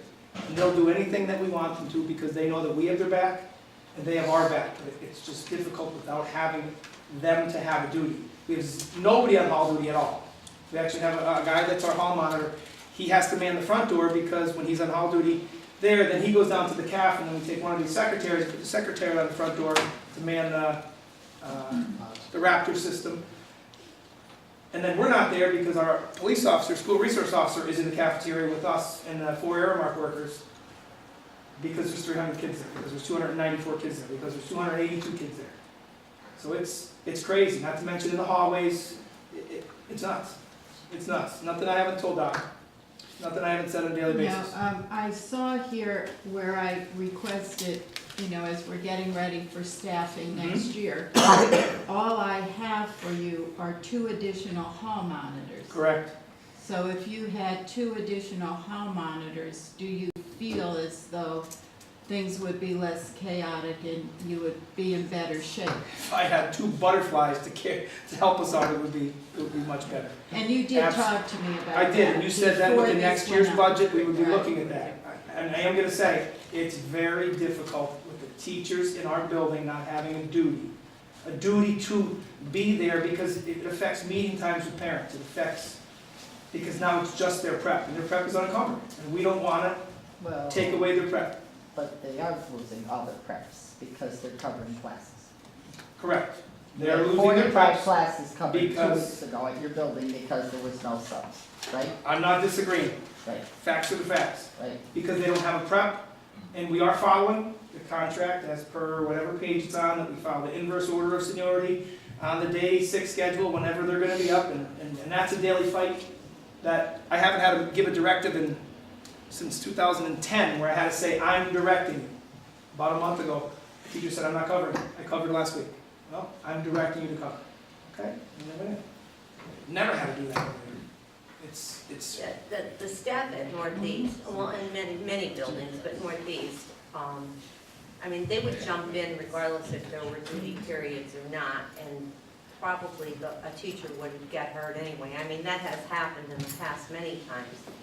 But what concerns me is those halls, if you're down in the cab, and those other people, so they're unattended.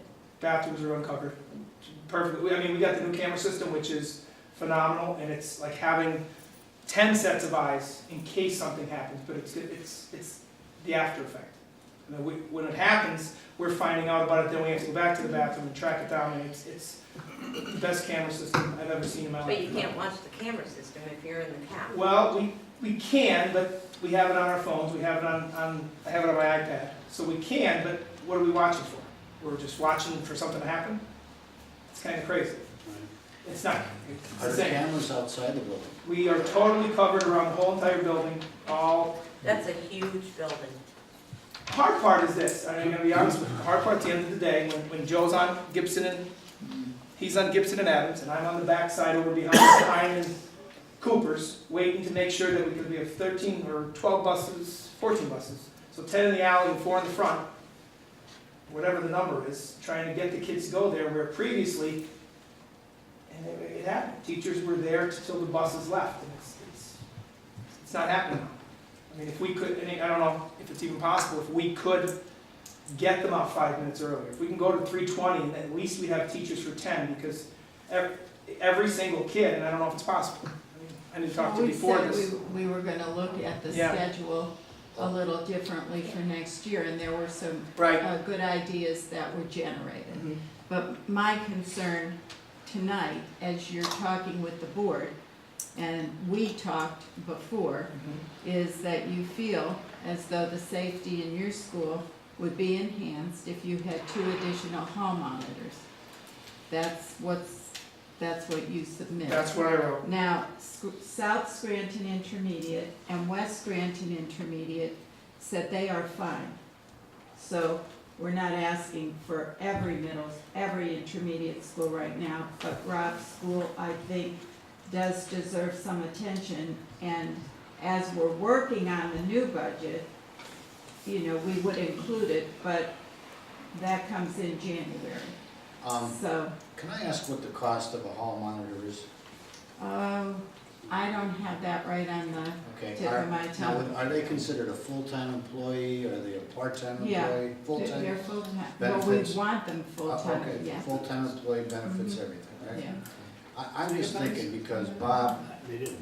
had a really bad situation over there, okay? And obviously, there's a big hole, all right? I think this board should expedite this, all right? I understand we have a budget in front of us, and I know, you know, I'd rather see somebody not getting hurt, somebody not getting very, very hurt, and spend the extra money. If we have some surplus money in the food service or something, I'm sure could cover 2 hires if this is what Bob needs. Well, I will say this, for the food service, we are using some excess funds to hire people to work in our cafeterias, to monitor the cafeterias. Because they're not our employees, there's restrictions on what they are allowed to do.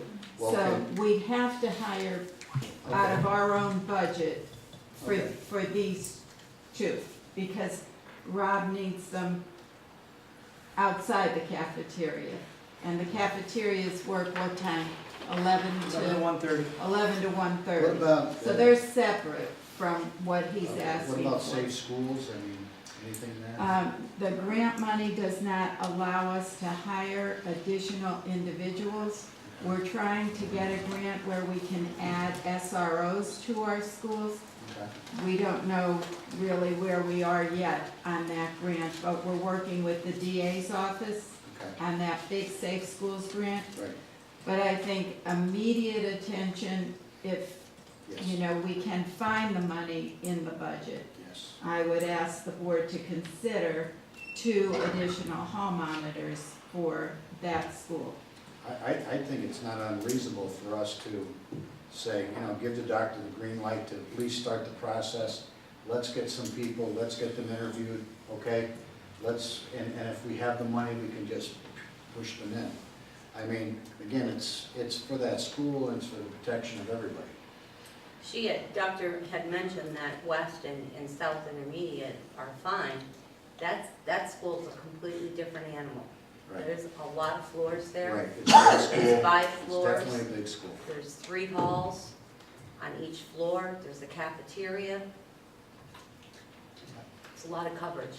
So, I mean, just my opinion, I think we should let the doctors start the process and get this moving to hire 2 monitors. We've reduced the amount of school monitors or hall monitors at some point. We previously had 3. I think we might, yeah, I think they We had were, three. because some bid out because of the furlough process and Right. bid out for clerk jobs and so, I mean, are we missing 1 or 2 that are probably still in the budget or no? I mean, I don't know, or not. When Pat comes, he can talk to us about that, but we didn't budget for extra hall Yeah, but monitors. We I understand that, budgeted but for if what we we lost a had. couple and didn't replace them, are they still in there? I don't think so, Mark. Took them out.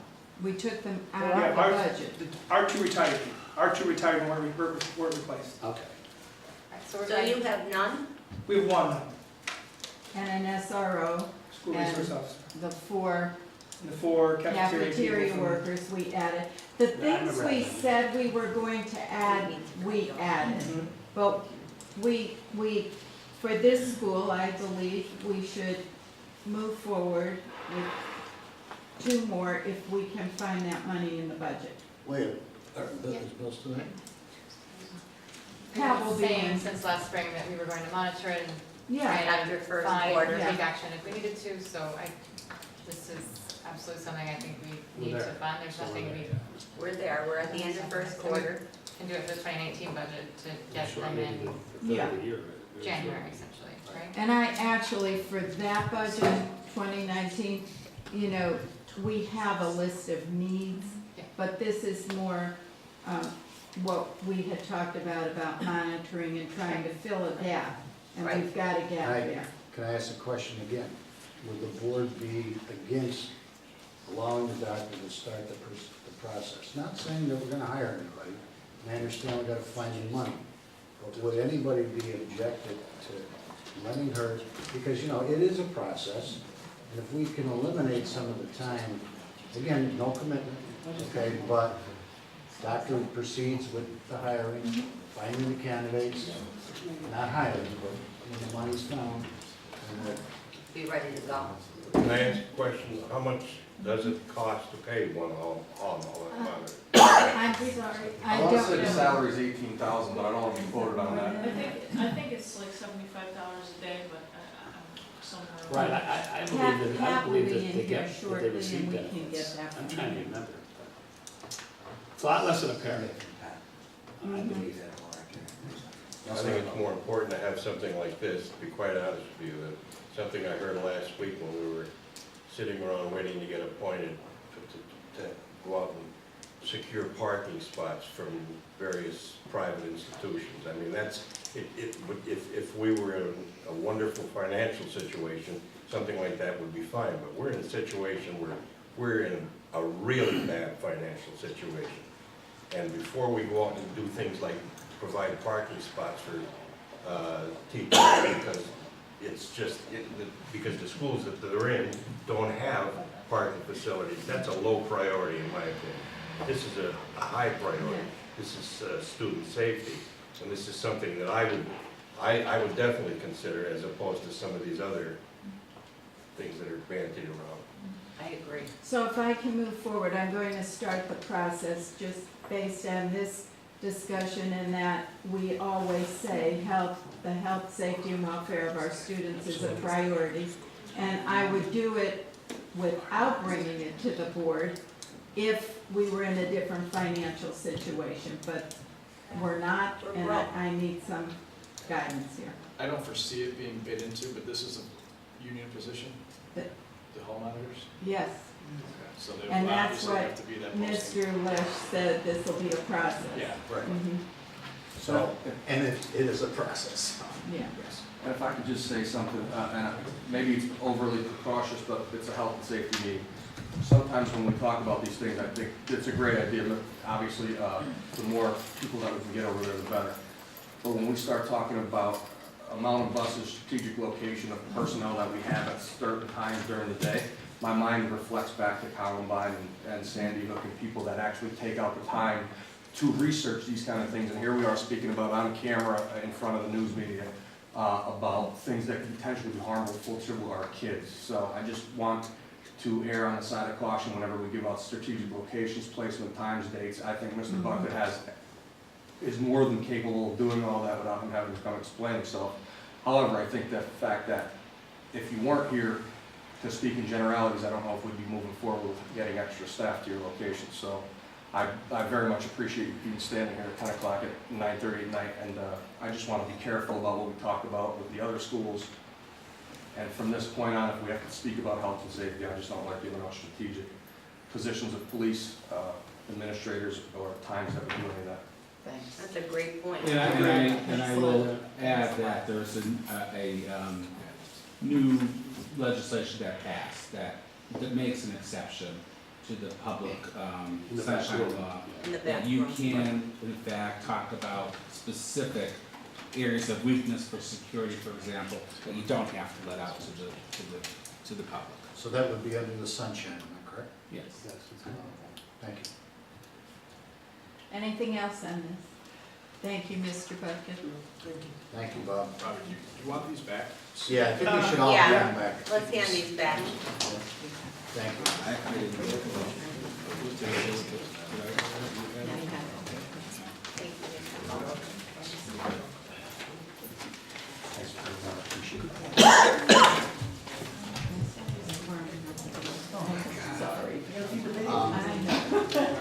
Again, I just wanna cap on what Mr. Duffy has said, okay? I believe Mr. Coyle is gonna speak next, and I think that's great advice, Mr. Coyle. Yep. Please don't give anything out that you don't need to give out. Absolutely not. All right, and if you feel uncomfortable saying something, please tell us, Sure. and we'll stop the conversation. And again, as Mr. Ali had said, we can discuss this in private. All right, so if there's things you want to discuss in private, please don't discuss in public. Absolutely. Thank you again, Director Duffy. Mr. Coyle? So Well- what, would you please, you want to stand You know, up? I just want to echo the thoughts that we talked about here. I think, you know, being proactive and preventing situations is the way to be. And I think you establish that by having a great rapport, not only with your staff and your colleagues, and the teachers, but also with the kids. And it was an unfortunate situation that we had down the street a couple of weeks ago. But in light of that, and without going into detail about that, I think we've learned a lot from it by myself working with the Scranton Police Department, as well as the people in our building, as a group to help better facilitate maybe kind of the communication piece that goes along with being proactive and preventing a lot of these issues from happening. So I talked to Chief Graziano briefly before coming in here about potentially setting up maybe better lines of communication or a panel, or open up a forum where we include parents in on that communication piece. I don't know the details of it. We were just talking briefly about some things that maybe can be done, again, to be proactive in the situation rather than watching your phone and reacting to a situation. So I can't express, you know, how grateful I am to have, you know, 123 teachers on duties, on time, in the hallways, because then those kids think twice about doing something that they probably shouldn't be doing, whether it's in a hallway or on their way out of school, or in maybe an area of the building that's not 100% has eyes on it 100% of the day. So I think being proactive and having a great rapport with the kids and the staff goes a long way. And the things that we do every single day. John, to clarify, this particular incident happened off campus, It off did. school grounds, and off school time. It did, yeah. So, you know, again, I'm not going into detail about it. I'd be more than happy to talk to anybody privately about the situation, but, you know, once those details emerged from the investigation and we were able to talk to those kids that were there and that were witnesses and the police, it kind of shed a little bit of a different picture on what was put out there originally, you know what I mean? So that, and again, not many people know those details, but I'm not sure if that's the whole story that was put out there. Okay. And I'd just like to reiterate, I spoke to Director Cognetti and Director Lesh about trying to get this meeting together, and I think the main reason that I was hopeful that the administrators would be here is just to basically, in generalities, ask if there's anything that we could do to help, like Mr. Buck's specific request for additional staff, and I know that would be great at all levels, and I know that everyone's working more than they have in the past to try to maintain order because of the circumstances that surround the school district at this time, but I'm hopeful that there's a way that we can possibly, as a board, help facilitate any ideas that you might have to keep the schools safer, to keep some of these students that are in class that are planning events or fights like that, if there's something that we could do to help facilitate or make your job easier, you know, with the 2,000 kids approximately that you have down there at the top of hundreds of staff. So again, we were cut staff over the past 4 or 5 years. I mean, I don't have the exact numbers in front of me. It was probably close to 20 staff that was cut, in addition to an assistant principal that was not replaced, in addition to 2 hall monitors that were not replaced, in addition to a huge library that is no longer staffed, except for twice a week with a para. So, and again, I'm not gonna go into details, but we had to be creative in order to kind of supplement those openings, so to speak.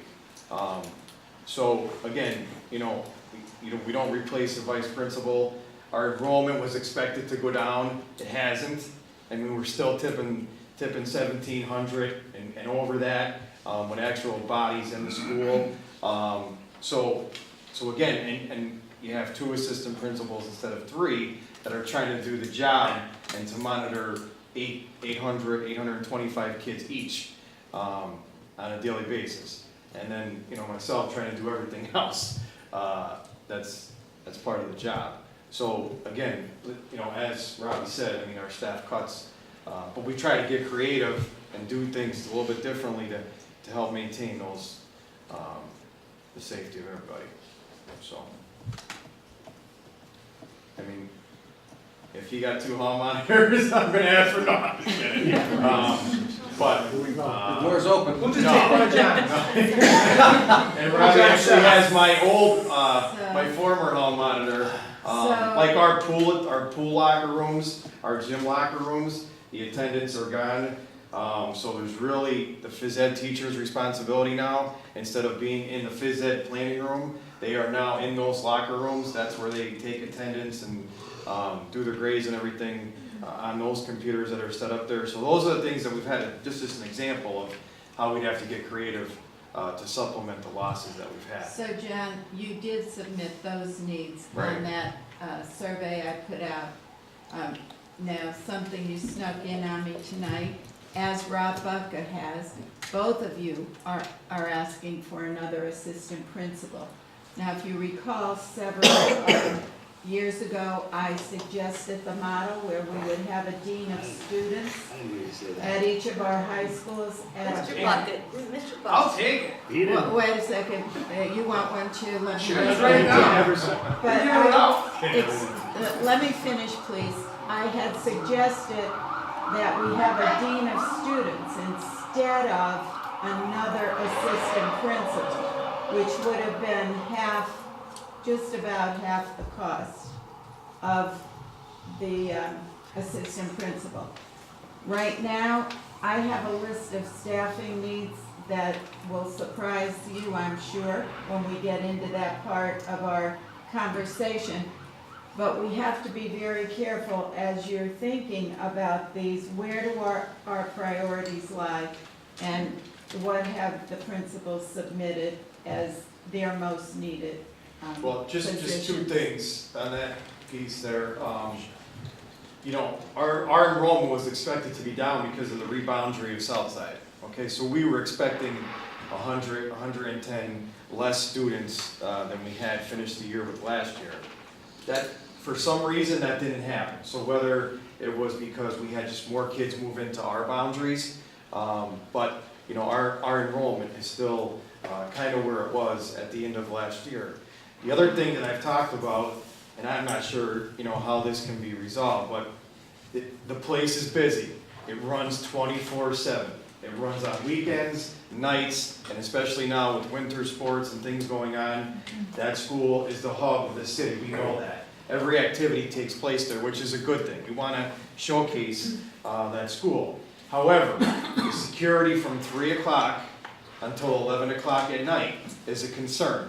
And I've expressed this numerous times, and I don't know what the resolution to that is, but we have basketball games, we provide security, we pay for security, but those are only on games that we host. You know, there are a lot of other activities that are going on there nightly that we don't have security for. And I know that in other school districts, and again, I'm not suggesting any of this, I just know what they have done, where they've hired their own security guards, however you want to call it, hall monitors, to kind of be there during those hours from 3 to 11 when the building closes, to make sure that the place is safe. Well, John, when you're hosting people there, Yeah. okay, you're contracting with these people, right? You're contracting With the for, Scranton Police. right, and you're contracting with maintenance and all this, right? I mean, are you talking about making sure you have security when there is no events? When there's no event, so let's say our boys basketball team is hosting Scranton Prep, right? So we'll always provide, and we pay for, 2 Scranton police officers, okay? At their rate, their contracted rate for their minimum. On the nights that we don't have this, basketball game, or we don't have something going on, where we pay for our own security, are the nights that I'm talking about. And I'm not sure, I know when, years ago, there was always a position in the police department, and it was a night position from like 4 to like 10 or something like that, where 6 to 10. 6 to 10, where it was the responsibility of the police to kind of patrol the schools. And I'm not sure if that still, I don't want to give details. But, and again, we've got creative about how to maybe kind of curb a couple things there too. And if you drive by the school, you can see what I'm talking about. But I'm not sure if that is still in the works or not. But it's that 3 to 11 time period where there's not a game and we're not paying for an officer to be there for that school to be watched. But other extracurriculars you're talking about, right? But there's, I mean, yeah. Well, Tunkhannock, I believe Tunkhannock is doing that now. They have like part-time people. Right. Other schools have hired And part-time. Carbondale might be Yep. doing it now, Yep. or. but I The know bigger you're talking schools, about. like I'm talking similar schools to us, And Hazel. these are like retired Allentown states and people like that. Yes. So they'll work, hey, they rotate them. they go to 4 hours at a extracurricular. clip or something like that, swing shifts where, Right. there's someone there, because whether or not I there's a think game. I think that might be somewhat funded. I mean, I'll look into it. Okay, but But I, it's and that, funded. again, on the night that there's not a game, which is great, everybody's still practicing. Right. We still have swim going on, we still have, the auditorium being used, and other events going on. And, the issue, the nighttime issue, security is a concern. So those are just my 2 points to that. Thank you, Jim. Okay? John, thanks. Yeah. We appreciate Thank you. it. And if anybody needs details, I'll be more than happy to share those with you. Okay? Well, at this time, we have Chief Graziano here, and we want to apologize and thank you for your patience and coming down here. And, you've always been a great friend to this district, and we appreciate everything you do for us. So if you want to present some of your roles as SRO, or that's why we brought you down. Mr. Duffy, if you want to cue that for me, Yeah, sure, and I just want to reiterate some of what Director Leff said. Can't tell you how much we appreciate that, the chief of a large police department sitting here at about 10 o'clock, 9:30 at night, just coming down to talk to us. The main reason that I would. My wife, but that's. And I wanted to publicly give you credit for the way that you guys responded to the situation with the students, and I know that it was off school grounds, however. I think I've done my research to educate myself on exactly what happened. I think you guys, as always, responded professionally and accurately to that. But I just wanted to, the reason that I asked you to come down here, I thank Dr. Kirian for setting all this up and taking the time out to do that as well, is just figure out what we could do better, or what the SRO specifically do, or if we could add to the ease of fluidity between our department and your department to see if there's something that we can improve upon. Well, some of the things that even Mr. Boyle and I talked about is possibly setting up something outside of this group. There's a lot of things, as you've mentioned, certainly that we don't want to discuss here in open forum, that maybe we can meet on a monthly basis or a bi-monthly basis, whatever that is, to get to make sure we're all on the same page, that we're coming up with some different ideas and some trends that are happening that we can share, so that we're not breaching security anywhere, because it is a big thing today. When I went to school, we had fire drills. Now we have to have active shooter drills across the country, which is times have changed. Another active shooter today in Chicago. It's just something that you hope it doesn't happen here, but you got to be prepared if it does.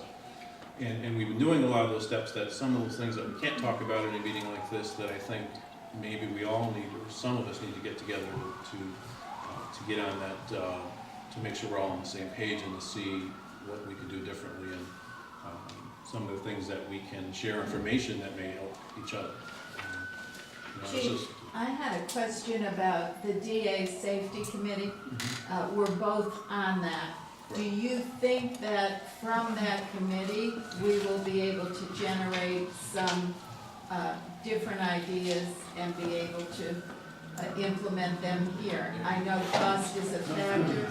We've already applied for our funding from that. I'm not sure we're going to be rewarded what we asked for. But do you think that would be a good springboard for us as far as getting some other ideas? We know that Carbondale started their own police force, right? Is that what happened? I believe they have one person. One person, so they've actually hired that person on full-time Yes. to manage their whole safety and security piece and all of that. Correct, and I think, yeah, that's always, anytime you can get people in a room that can generate ideas, absolutely, and bring in expertise to, maybe what's happening in Carbondale isn't happening here yet, or vice versa, and we can see what's working in other places or not working in other places and get different ideas. I mean, I just attended 2 months ago a national symposium on juvenile justice and violence in the schools, and it's a national issue that there isn't a silver bullet for that, we just have to try different things, and I do have some ideas with that. It's not something I want to present today, but it is something that I would like to sit down with and discuss on a much bigger issues. And I too want to thank you. I joked occasionally that Chief Graziano is on my speed dial, and he really is, and he responds instantly, so thank you for that.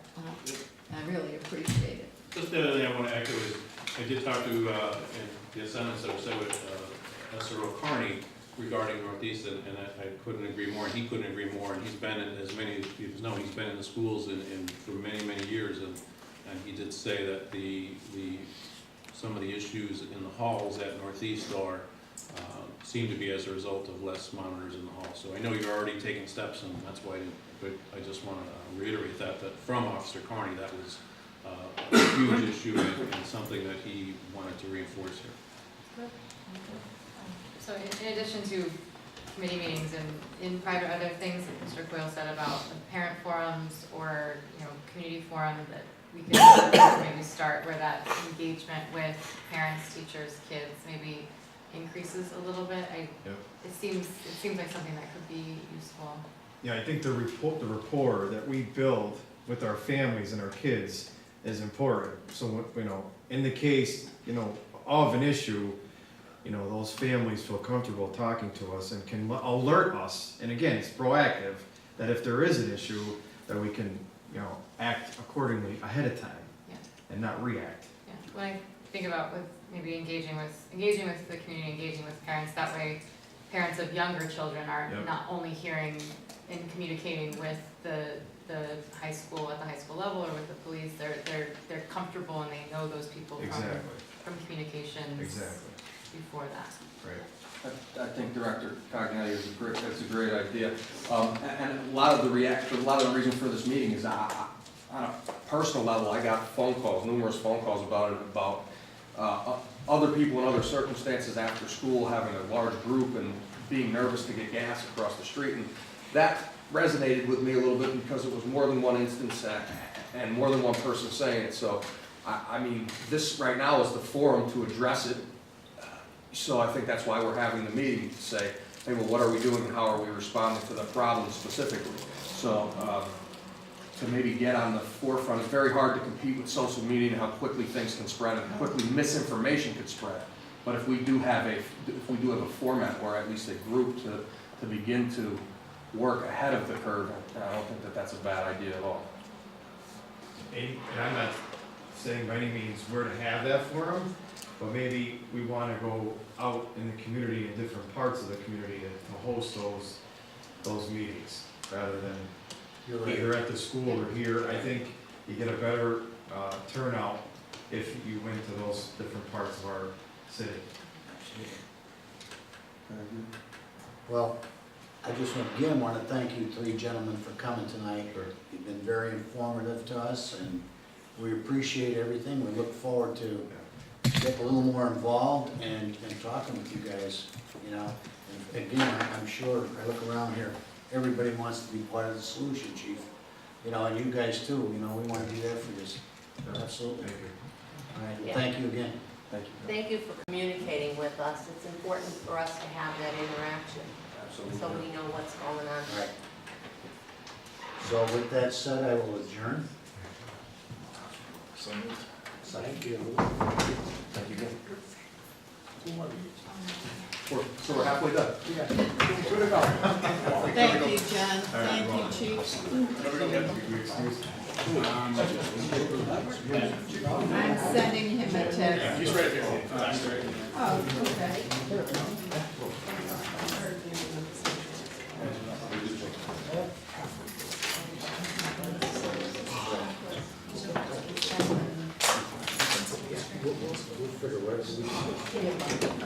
Sarah, having fun? I saw your tweet. Bring me a coffee? I should have brought more. Shouldn't have 3 days. This is way getting overboard with these dollars. He's charming as I can. You won't hear me 3 complain. weeks in a row, till 11:30 at night, come on. Well,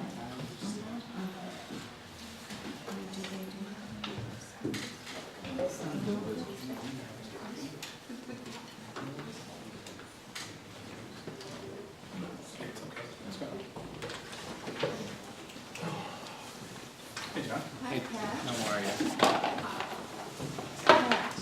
Is it correct that they get, town manager gets 15,500? Yeah, 5.5. Does that count everything? That's just salary. Just salary? Okay. Mr. Laffey just informed me that our hall monitors are paid 15,500. That's just their salary. And he can elaborate on the total cost. While Pat's handing those out, I do want to make a comment about our two principals who were just here. And they had expressed their wish list of needs, pretty much, as far as personnel goes in their schools. So as we're approaching the budget, I want you to know that PDE has informed me that through the new ESSA standards, there's 2 types of schools that are being identified. A CSI school, which is a comprehensive support and improvement school. The other is a targeted school. 4 of our schools are identified as targeted schools because of performance of subgroups, and that is our students in special education, and in one school, our students in special ed and our ELD students. So, Tripp Elementary, Westside High School, Westside Intermediate School, they have been identified as needing targeted support. Grant for students in special education, that's the subgroup. And Scranton High for students in special education and ELD students. So what you will hear as we approach the budget and staffing needs are in those 4 schools to increase our special education staffing. And throughout our schools, we have right now a request for 12 PCAs. And when we talk about staffing, Sharon will come in, she'll have everything outlined for you. But as we move into the budget and Pat begins to talk to you about our 2019 budget, in your minds, I want you to understand that providing support for these subgroups is a requirement of PDE in those 4 schools, okay? PCA is personal care Yeah. assistant, aide. Pat, wait a second, Ms. Cognetti, all right, whenever you're ready. I'd like to call to order the Budget and Finance Committee meeting for November 19th, 2018. Mr. Pat Laffey, we welcome your 2019 proposed version of the final budget. Great, thank you. In front of you, you have 2 pieces of information. The first is the stapled packet, which we will go through. The second piece is basically what that is that's the summary line item information from each school and building department here in the Scranton School District. So it's what kind of builds the functions of 300 on down, you know, your purchase services, your supplies, repairs, things of that nature. I have a much more detailed book in it. That's the high level, that's what each school is requesting or each department's requesting in that account code. But we have substantiation sheets for each of those as well, so they're available in my office. I can certainly produce more copies for you as well if you have more questions. But if you go to the second page or after the cover page, you'll see this. What I figured we would do is just start on the high level and kind of get down to more detail. The proposed general fund 2019 budget has local revenues of $67,115,000. That is at our current millage rate of 128.47. State revenues of $83,140,000 and federal of $6,982,000 for a total of $157,237,231. From the high level expenditure point, instructional services are budgeted for $234,000. Support services, $39,454,000. Non-instructional, $1.551.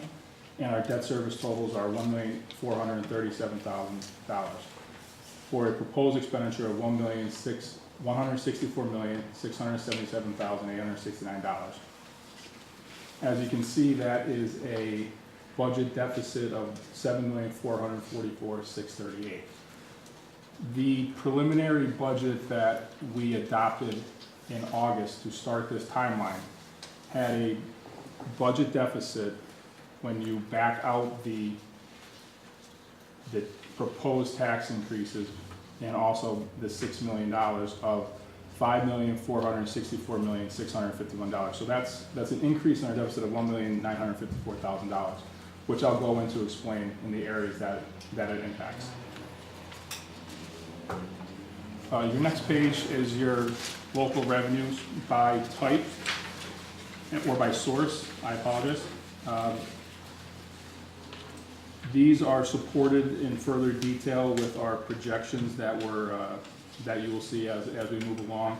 All our local sources were budgeted for, based off of our 10-month collection through 2018, what we project to see for November and December, and obviously any other items that may impact those totals. A couple items to note is that, as I noted, that real estate that we're showing is at our current millage right now of 128.47. There is a deviation from the prior year, which you'll see. The IDEA, which typically has been coded here as a federal revenue, is actually a local source with a local pass-through. So we just moved that into the correct source per PDE's recommendation. So in total locally, again, $67,115,000. Is this a one-time transfer from the food service, this 445? Director Lesh, we've been transferring from the food service for a few years now to pay the salary and benefits of the food service drivers as well as a food service clerk. We've increased it now in 2018's budget and also 2019's budget to offset some of those indirect costs, utility costs, garbage and waste, things of that nature, which is allowable. So it's not one time. As long as the food service program can sustain it, we will continue to transfer. Okay, off the top of your head, the girl that comes to our meetings here, what is her salary? Do you have any idea what her salary might be? Would it be the salary for Airmark's employees? Yes, yes. Off the top of my head, I don't know, but it's included in in their agreement. Each position's line itemed out with their salaries. Okay, can I get a copy of that? Certainly. All right, thank you, sir. Pat, you said the local pass, that's through the NEA, correct? For the IDEA? Yeah, the IDEA. Yeah. So the preliminary local revenue, okay, again, without the tax increases that was built in to allow us to apply for the exception, was $64,676,526. If you remove the IDEA from this equation, we're at $64,965,000. We're actually proposing to be upwards of our preliminary budget by $288,474. The next page would be your state sources.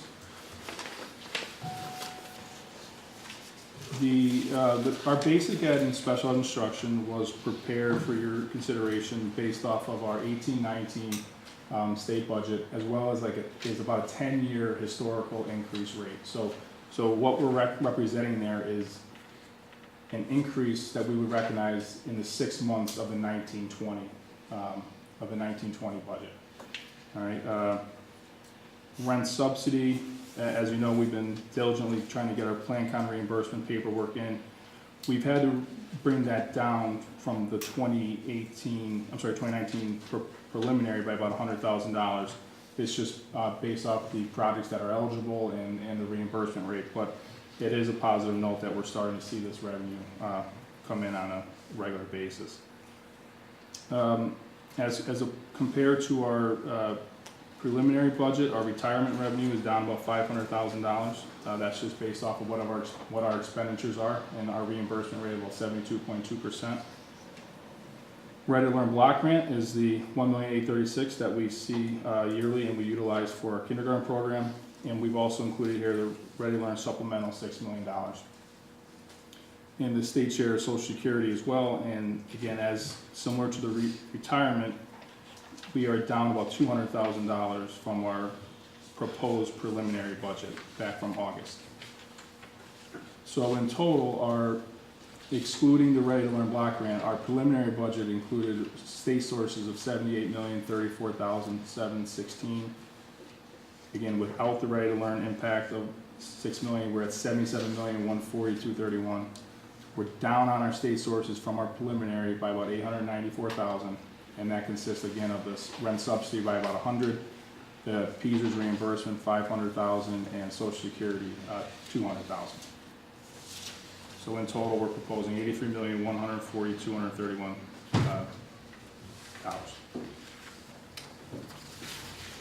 If you move to the next page, it's our federal summary.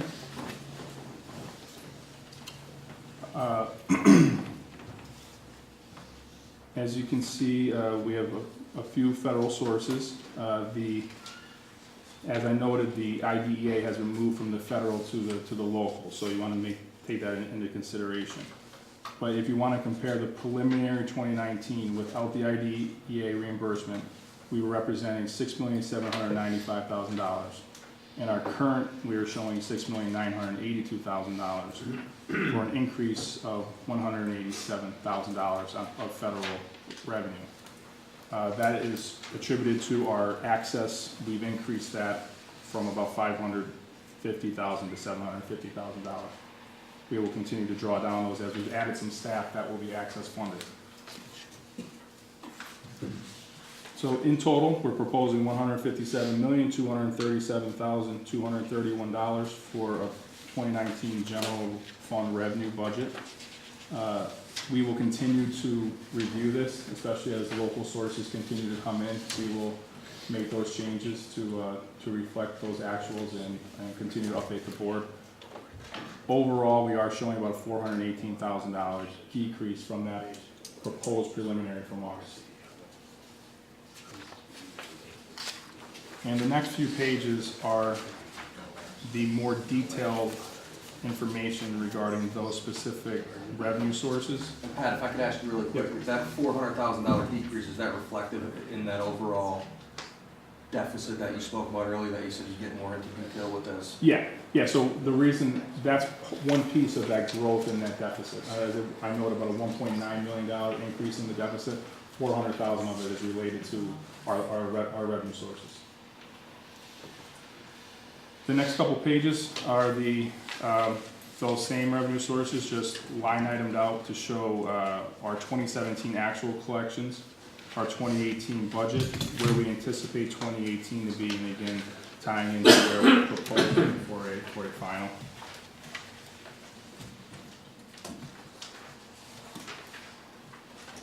On the third page, you'll notice that we also list the other sources of funding that we needed to utilize in 2018.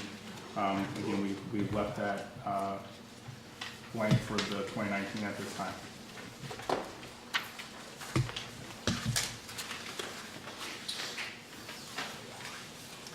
The next page is our expenditures summarized by function level. We're proposing $164,677,869 as our starting point here for the proposed final budget.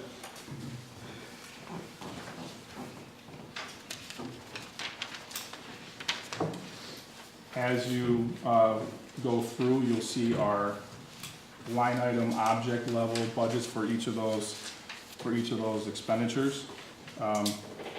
There are some areas that you're going to see, let's say, high deviations on. If you're on the colored copy, one area that you'll notice is related to our salaries of the 122s, which is typically where we would budget our substitute costs, which would include Kelly Services.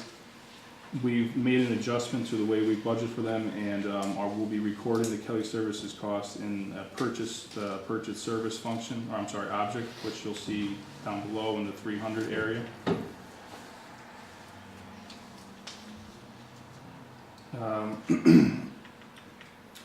A couple other big spikes you'll see is on the 1100-320. We're showing an increase there that's pretty substantial. Much of that is related to our Title I program and expenditures that will be funded with those funds, as well as the Apex costs that historically have been paid out of the 1100-561, which is a tuition, but it's not a tuition that we pay out to anyone. It's actually the service that we provide, so it's a purchase service. So we just reclassified that expenditure type. We're showing a little bit of a reduction on our rental service due to the anticipated new copier proposals that we hope to present to the board soon. You'll notice that the charter school tuition rates have increased. We're up about $1 million in the 1100 area, and I don't want to jump ahead, but in the 1200 area, we're also showing an increase there as well. That's just based on our current enrollment. We currently have 522 students enrolled, and at the tuition rate that that's what we're projecting. In our 610, we also have some large spikes, and about 151,000 of that spike was related to Title I budgets as well. So again, title funded. And I have details of all those for you guys as well. So you'll see that the funding source for those is a federal program. One area that has grown significantly is the 640 books and periodicals is up about $600,000. That is related to this. They come from the school substantiation sheets, which you have a copy of, and it's the expansion of the Wilson language to grade 2, the ELA resource, purchasing ELA resources for our 6th through 8th grade, and also replacement textbooks. What I would like to do is provide you a cost for each one of those initiatives broken out so you can see what the impact is. I didn't want to interrupt you, but you did mention, and I know it wasn't overall numbers, and I've asked for this before, but not officially. I was just wondering, since the beginning of the school to today, what was the increase in student population that we've seen just in the first quarter of school? I think we had 259 additional students 259 in one quarter.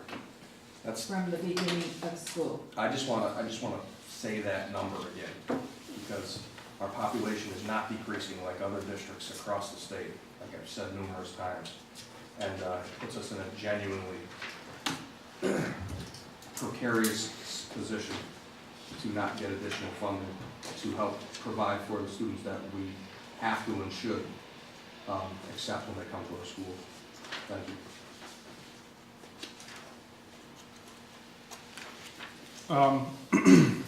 If I can go through each function, each function line by line, or you can take time to review it as well. But from a high level, again, we're showing about $1.5 million more of expense from the preliminary that was done in August, and I can sum that up in a very shortly.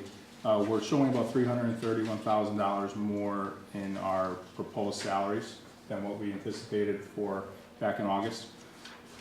We also, again, we reclassified some of those expenditures related to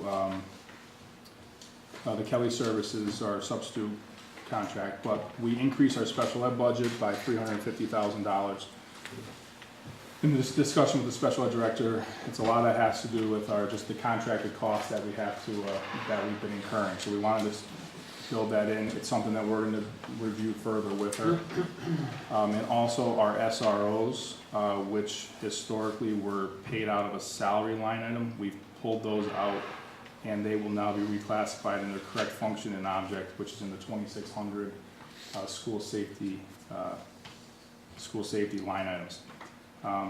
As I noted, the 600 functions are up about $600,000 related to the Wilson ELA resources and the textbooks, as I talked about earlier. And again, overall, the proposed expenditures are up about $1.5 million. That, with the 4.8 reduction in the revenues that we see at this time, increased our deficit from the preliminary to the proposed final by $1,954,000.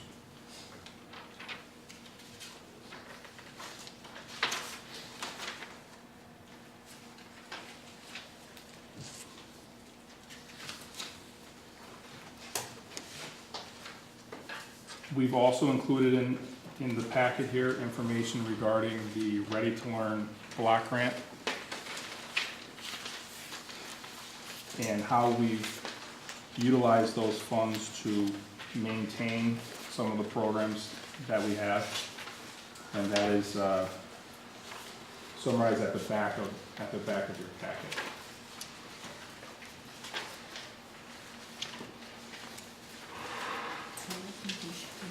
Okay, I'm going to all right.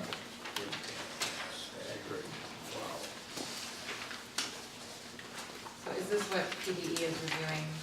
They've reviewed it, they've approved it, and they've had it, they've approved it from an educational standpoint and from a legal standpoint of how we can utilize the funds. So Paige, I want to be sure I answered your question. They have reviewed it and they have approved it based on their review. And I apologize, I'll go through each expenditure function and kind of point out some of the highlights of areas that we've made some changes to, if you'd like. Is it overall? Yeah, each page here is a different function. I'll kind of highlight each one. If you would like to turn to the 1200, which is our special ed function. Some of the areas of, well, let me just start off by saying the salaries, you know, we've done some, let's call it account corrections. Things have been moved, things have been recoded. So you'll see obviously some deviations in salaries, but overall, again, we're up 330 from our preliminary budget of $67,685,000. In the special ed area, you see an increase in the professional services, as I noted, due to the contracted costs for special ed support. We've increased our charter cyber tuition rate, which again was based off of our current enrollment of 522 students, 86 of whom are special ed. The 567, 568, which is the tuition for approved private schools and private residentials, those budgets are based off our 2018 actuals. So those are deductions that come through from PDE, and that's what we experienced this past year. So that was our base for that. There was a slight increase in the supplies related to special ed. Again, that would be supported in the school substantiation sheets, which will be available for your review. And everything else there seems to be kind of in line with budget. The next page is our vocational ed, the largest piece of which is our tuition to the CTC. We've increased it by up to $2,060,376.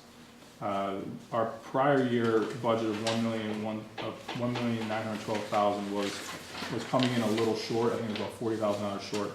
So we've increased it over a historical average. So we should be okay with that number. The 1400 function on your next page, there's large deviations in this area. It's the way that we budget for our federal programs. Historically, this is where our pre-K program had been coded. We've corrected that, and you'll see down below the 1800 function has been created and is being utilized. The 1400 area will be, it supports your other instructional programs, including like homebound instruction. Your 1500 area is your non-public school programs. Those are all title funded. So the 153,000 and the 300 purchase services is title funded, as well as the 610 supplies, which is Title IV funded, which are revenue sources. Again, the 1800 is also a federal program, and that's line item out for you, which is a deviation from the prior year. As you see, there was no budget there prior year.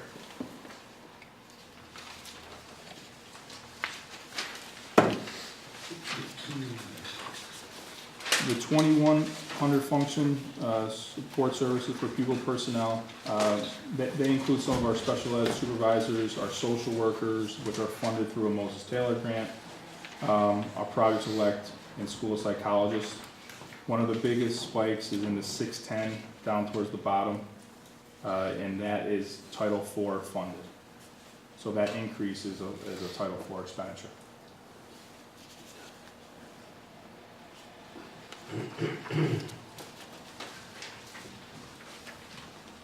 The next function is a 2200 function.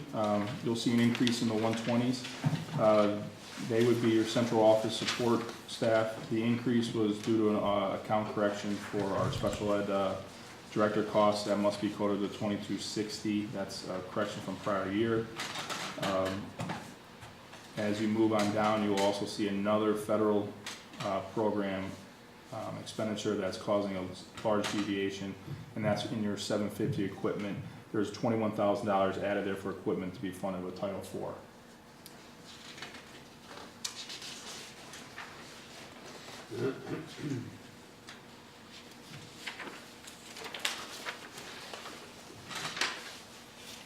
$2,300.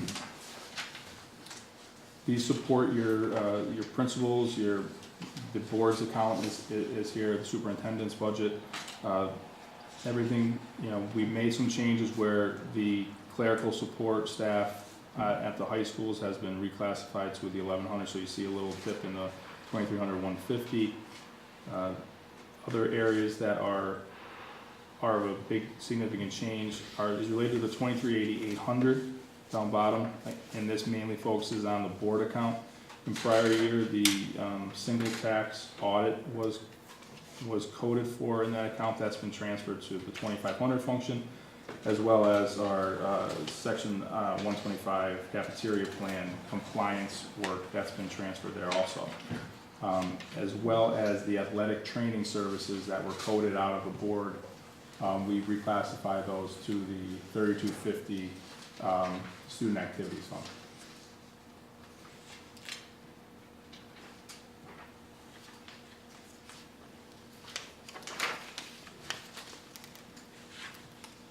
$2,400 function that supports our pupil health. It's our nurses and LPNs. You'll see the 300 function had a significant decrease. That's related to the school physician bid that we did this prior year, which brought our cost down. And we've increased our supply budget there by a little bit for some increased medical equipment costs.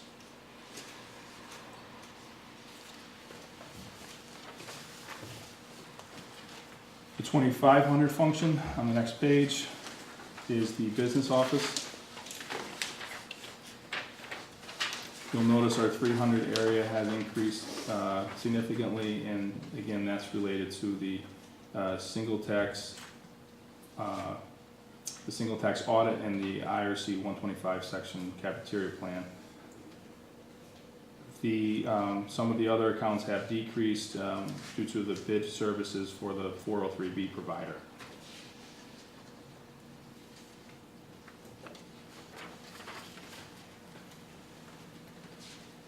The next page will be your buildings and grounds and your transportation department.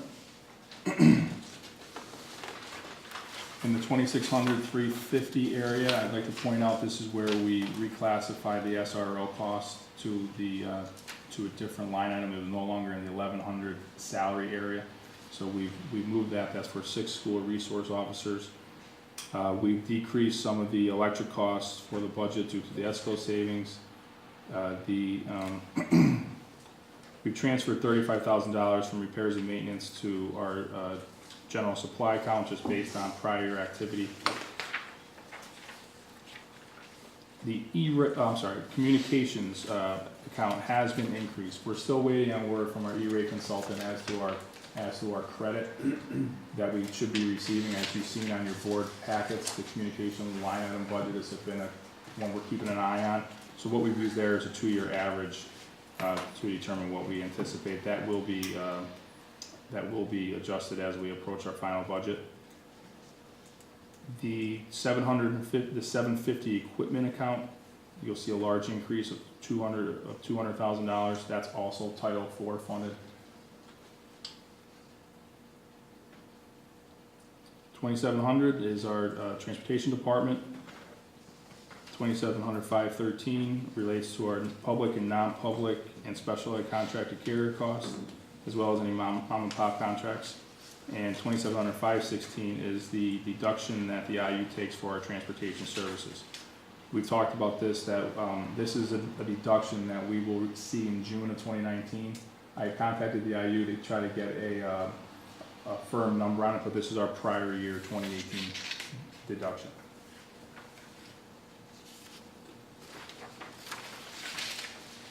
Next page is related to our support services for central administration, including our federal programs office, our HR office, and our IT support.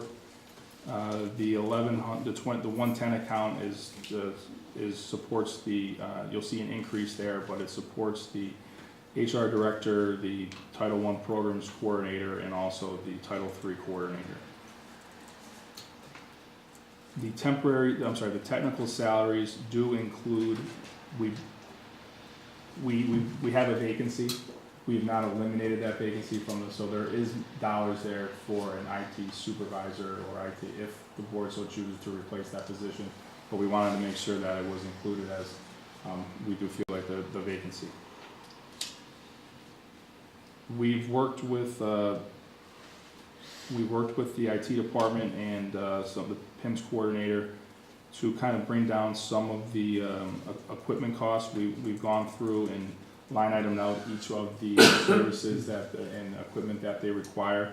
You'll see that in your packet with the substantiation sheets.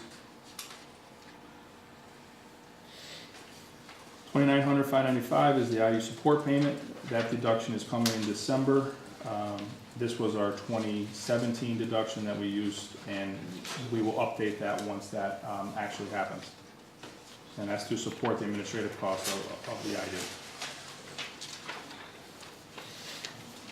3,200 is student activities. A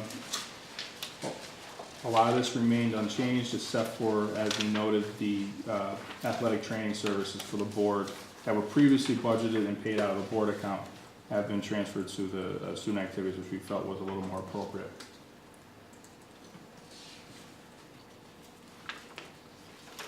$3,300 community services. The salaries that we show there are for the crossing guards. And down below, the very last line item is the 3,610 general supplies, $55,890. That is the Title I parent involvement budget, so it's funded by Title I.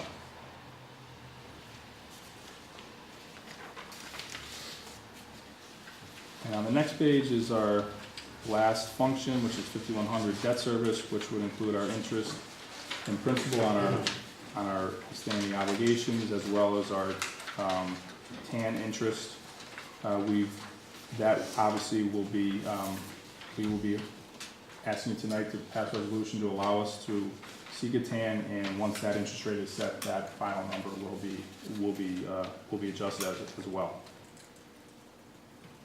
I missed talking about one area. We talked about the salaries and where we are with that, but I'd like to talk a little bit about some of the benefits that go into this. Overall, the benefit cost was very close to where our preliminary budget was from August. We did increase healthcare a little bit. We are running a little high as opposed to budget, which so we've increased that up to about $22 million from about $21 million. FICA Social Security is right on budget. It's actually come down a little bit due to the decrease in some of our salaries. Same with our teasers rate.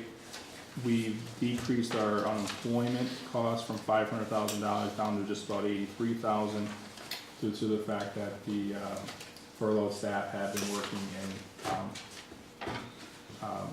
sub-capacities here for the district.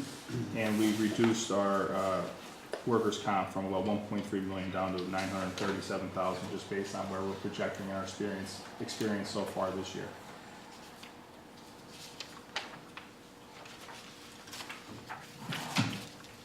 That's all I have. I'm happy to answer some questions. Pat, can I ask you a question? How much does 1 mil of tax increase generate? 1 mil base, so 1 mil, in prior years, that was about $350,000. Okay. Yeah, that's about 1 mil. Another question, and I understand that you have a service or someone coming in checking the transportation, but has anybody ever taken a close look at the utilization of the buses? In other words, we're running 72 passenger capacity buses, right? Has anybody checked to see what the actual usage of the average bus is? I mean, is there any possibility of collapsing, some of these runs? What, like, for example, like, before I go any further at that, what's the cost of each bus? What are we paying? Well, it's $307 a day, so I think it's over $55,000 a year. Okay. I think there's an awful lot of room there for some consolidation. I think that we're paying for buses that we could double up on some of these runs, and you knock off 5 or 6 or 7 or 8 or however many buses, and still provide the transportation. This is something that we have to look into, because I know just from my own personal experience, I have a couple of kids, grandchildren that ride these buses, and I see how many kids are getting on and off these buses, and they are not anywhere near full. They're not anywhere near full, and whether we're going to get this information from this, what was it? Transfinder or whatever, or we could do it in-house. It's not the most difficult thing. We used to do this in our audit process. We would literally go out and follow the buses and count the kids getting on the bus, count the kids getting off the bus. And, it's something that I think is absolutely necessary. I can't see waiting around for this thing to happen. I mean, we should be able to do this or at least some of this on our own, and get a handle on these transportation costs. I know we get, for lack of a better term, screwed by the state because of the way the formula is written. Because the formulas are written to the basic data in that formula that drives the reimbursement is mileage. Well, the rural school districts are driving 50, 60, 70 miles a day, and we're driving 10, 12, 15 miles a day. But our costs are just as high, if not higher. Mm-hmm. And if we can put some emphasis on that, I think there's some really decent savings that can be derived from that. Mr. Popo, just to catch you up a little bit, we did, a few years ago, we started to do double runs. So we use our buses to take elementary kids and then intermediate kids. Great. So that was one thing we tried to do. The next thing that we tried to do was, we worked with PFM, who they're here consulting with us, courtesy of the state. We had TransFinder, we had one of PFM's people come in and do an analysis of our transportation department, and they suggested that we get TransFinder, which is a system that helps us to do exactly what you're saying, looking for how many kids are riding a bus, what the runs are, and how we can reduce the number of buses. We had hoped that that would result in us eliminating 2 or 3 buses this year. The way it all was laid out, we did not reduce any buses for this year. So when PFM comes, I believe they're coming on the 29th to talk with you. I know they're going to address that transportation piece with you. So we did implement TransFinder? Yes. Yes. Mhm. So we got something back from them? So we got results? We haven't seen anything from TransFinder. That PFM will be talking to you about that on the 29th. What I just said is the results that we got, that we were not able to eliminate buses based on the work that they did. One other thing on the transportation, I'd like to see a study done on what it would cost for us to do our own transportation. Some of the large districts do this. It's not as complicated as it sounds. You lease the buses. You lease the buses with the provision that the company that owns the buses does the heavy maintenance on them. We use our own employees, maintenance people, whatever, get them certified for CDL, and just take a look at this thing, because our transportation costs are astronomical, and I think there are better ways to do this thing. I know Hazelton, for example, again, it's a different type of district. It's the city of Hazelton, but it's also a combination of districts. But they have a much more involved transportation system than we do, and they run their own. And I'm quite sure it's a lot more efficient than this system that we have here. Either that, and I think it's imperative that we go out and seek some other competitive bids, Yeah. because this is a big drain on our budget.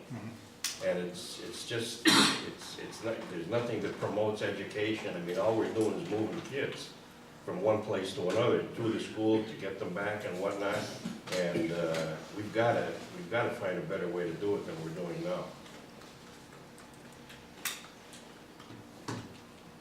Well, we can certainly look into the cost. The districts I worked for before I came here had their own transportation systems.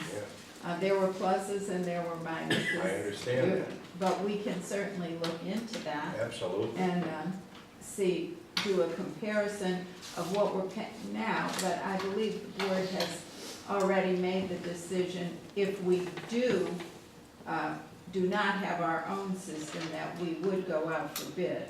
So we have to compare what a new bid price would be to the cost it would be to implement our own transportation system.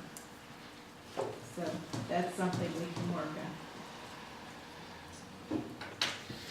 So, I don't want to jump ahead to meeting dates, but the work session on the 29th, PFM, Mr. Gretton, you'll be here to talk specifically about transportation.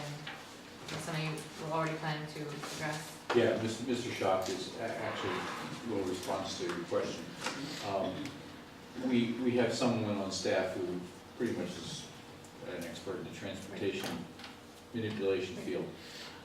And he has taken the runs and the capacity, the bus capacities and the ridership, And he's doing that analysis that you're talking about, that, you know, charting it out to see if there are any, you know, savings. And primarily what we've been looking at is the special ed area, because the larger buses, even though you might think that they're, you know, underutilized, what had happened was when the transponder system did all its different scenarios, we ended up saving 2 buses, but because of the redistricting of students, they needed those 2 buses to transport those other students. So we ended up netting 0 this year. Again, the big look at this point needs to be the special ed transportation, because many of those vans are only being used for 1 run, as you indicated, a double run, or in some cases a triple run for some of those short runs, could easily be handled by, you know, if those vans could be used multiple times, and that's what we're looking at this point.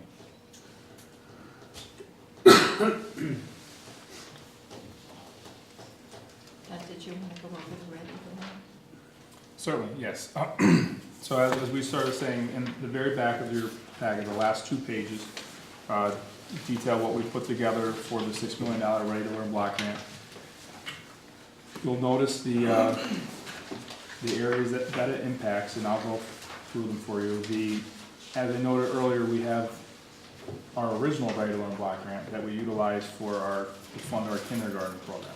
Our kindergarten program costs a little more than what that funding is, so the balance that the general fund covers in the kindergarten program will be used to maintain that program with the $6 million regular and supplemental. The hybrid learning area, that's $703,000. It's for the staff and supporting costs related to our APEX program.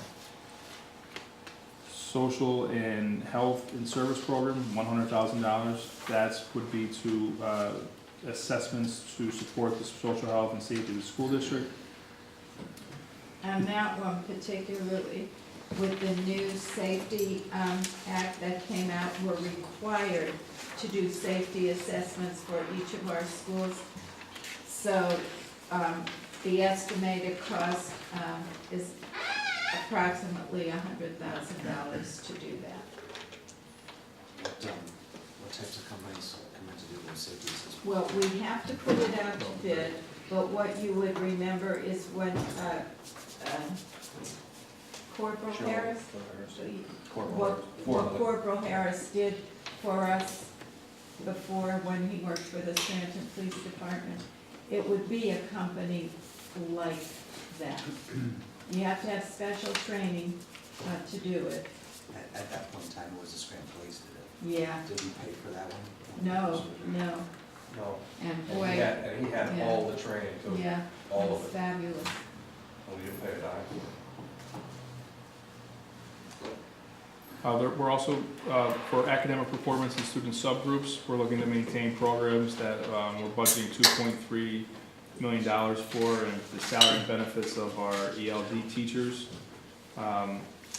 is some special, and to prepare special education students for transition to post-secondary careers. We're choosing to utilize it for career awareness education, which is our career and technical education offerings with the CTC, and also to maintain the school library services for $217,000, which is the salary and benefits of library clerks to allow the libraries to remain open.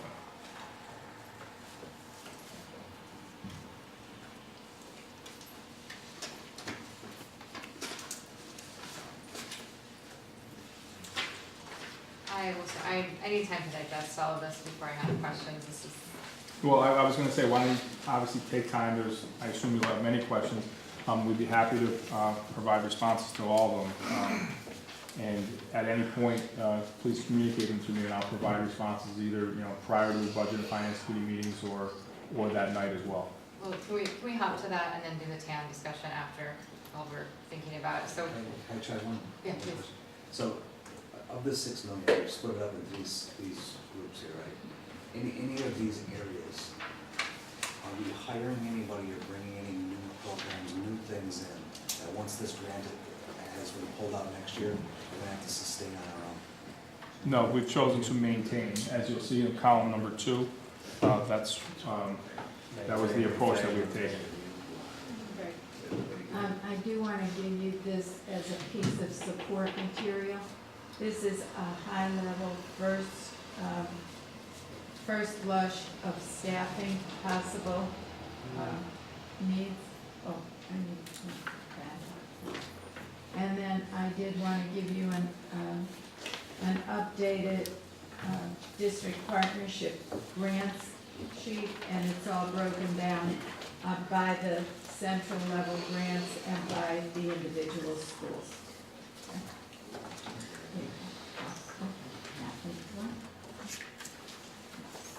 So are the staffing needs included in these numbers, or this is a No. request on top? No, these are something, we just wanted you to get an idea of what the schools are asking for. It's very high level at this point. It's not our formal staffing presentation, but just to give you an idea of what the schools are saying they need.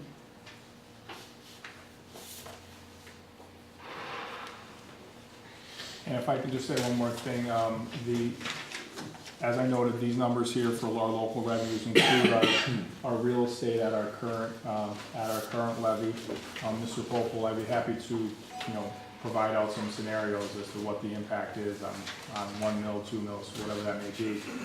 The district has the ability to raise their taxes 3.6%. That's roughly 4.62 mils. We've also, over the summer, applied for exceptions to the Ackman Index and have been, we've received approval for that to roughly about another 4.41 mils. And what would that total be? Total, that would be, Total. it would be close to 9 mils. Yeah, Mr. Rock, I think what would be helpful is to see, if it's possible to set up basically a grid where we could look at it and see what those scenarios are and what revenue that would get us to. That would be helpful. And I wanted to clarify exactly, you've said this already, but just to say that the budget that the preliminary budget we passed in August included the Act 1 increase in order to be able to go to PDE and request it, but this one that we are looking at tonight does not include correct. tax increase. Yeah, the instructions that we received from PD over the summer was you have to show what it would be if you went to your Ackman limit and estimate what exceptions you would qualify for and show that you still would have an operating deficit to then pursue the approval process. So that is, the preliminary did include that, the proposed final does not at this time, it's at our current knowledge. So I think in order to discuss taxes, we should, if we can have a grid that shows us what that all looks like in comparison to our deficit, that would be really useful. Okay, so tonight is the 19th. We, by potentially passing this preliminary budget proposed version of the final tonight, we have within 30 days, within 30, no, 30 days. It has to be on public view for 30 days prior to you enacting a final, so. So essentially, if it's possible for us to not have to talk about the budget between Christmas and New Year's, we'll see, but that leaves us 4 weeks essentially to discuss the budget. Mr. Lapp and I talked about something that I guess a couple of prior boards did, where they had public hearings, which I think would be a good idea for the next month. So we basically have 4 weeks. Next Thursday, we have a work session. On December 3, we have a reorganization. I wouldn't mind meeting every single week about this and making sure that we have all the information we need. Included in that would be, we could have a couple of budget hearings, maybe 2 different ones across the city. Yeah, that's always, Yeah. So what do you guys have thoughts, I guess, on how many budget meetings, how many? Normally, we would have 3. We would have 3 in 3 different areas. 3 public hearings? In 3 different areas of the community? Yes. Okay, so I personally would like to, because we just are getting all this right now, I'd like to discuss this as a committee before we have a public hearing. So if next week, I don't want to add to another marathon work session, I don't know if you guys would be amenable to having a budget meeting on the 27th or the 28th, or if you want to add it before the work session so that we can discuss. I think we're personally, I think we're jamming so much into one night. It's hard to comprehend all this stuff at such a late hour. I'm going to voice my opinion. Although I hate to come out more than all these nights, you know, because we all have stuff going on, but I think it would be better for us to just limit the budget to the night, to one night. That's my opinion. So we don't have to set dates solid right now, but if enough of us are open to having something on the 27th, 28th, to maybe ask these questions, have the work session the 29th, and then we have reorg, because we're gonna see each other a lot. Maybe the week of December 10th, maybe on the 5th, the 10th and 11th, we have public hearings. We don't all have to be at all of them, I don't think. We could divide up, can't we? Right. We've done this before, I remember, Yeah. I mean, we've got, this isn't like way going into the past, I remember we've done this. I have no problem Yeah, coming for all three I'll nights. go to all of those, Yeah, I don't care if you want 100 meetings. So, No, hey, it's just not. for the week, Hey, everyone's, We almost did that I last mean, year. we did it last year, Probably it's the 20, yeah. What dates, Paige, did you say? so we said the 27th or 28th, and I'm going to request the 28th since Monday is a holiday. It's still our Thanksgiving holiday. Let us get back in here and get organized. Sure. So the 28th Wednesday, would that work for everyone? And what is that, a budget It would be and a, finance meeting? yeah. Just come 6 here, just o'clock? come here every day, and You wanna do 6:30, Paige? 6:30. Can I get? Before 6 o'clock. Yeah, that's, 6:30, same here, Is 6:30. everybody okay I don't want everyone to with do that 6:30? to Give me me some because direction. I may be late for a lot of these, just because of what the work schedule is. So then it's So what time? 6:30? And I know once Everybody we, okay with That that? works better. I know we ran into this last year, and it's very, I know that there are a lot of holiday concerts and things, so I don't want, we need to work with the schools to figure out where and when they can have these, so. Have to get that list. Not this year. So maybe we need to Yeah. schedule the Not budget this hearings year. depending Not on this that. No, it's Sorry. just- No, their concerts are, most of the concerts are during the day. They're during the day. Yeah, This year. I got a lot of emails today, but. Yeah, I'm gonna throw this on here. We've been meeting at high schools and middle schools. I don't know with the population or what we're expecting at some of these meetings, but I wouldn't mind going to an elementary school, maybe a south side school, west side school. That's a good Better. idea. Yeah, we never go there. That would be good. That's a great idea, Tom. Elementary school. So I'll arrange with the principals, or Virginia, you can help with that, please. Okay, thank you. Yeah, these would just be. No, we don't have a location yet.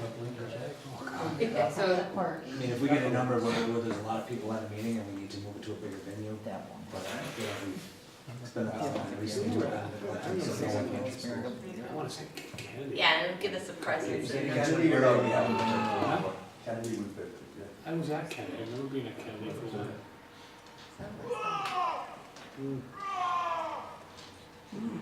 King Somebody Kong. heard about the budget.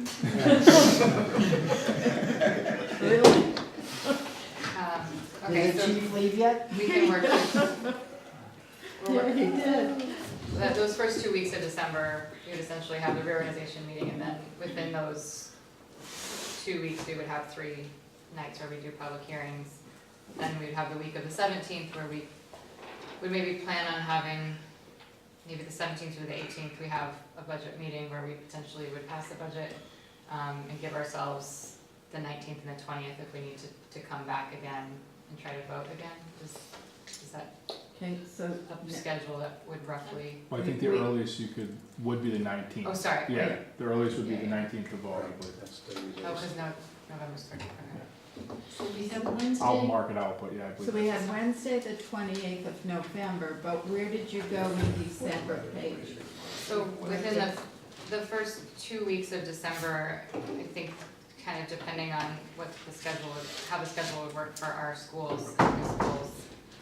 I think that we'll just have to be flexible, maybe if there's any preferences, Wednesdays, Thursdays, Tuesdays. Yeah, December's not a great minute for me. I know, No, no. I know. As long as it's not Friday, I don't care. Oh, yeah, that's what I was saying, Monday. Work it out, I'll do So my the, best. the reorg meeting is on the 3rd, Virginia, of December.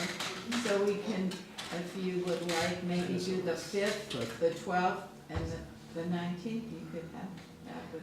I think we need to have the 3 hearings in those first 2 weeks, because we need to be discussing and actually hopefully voting by the 19th or 20th. Yep, that's a good idea.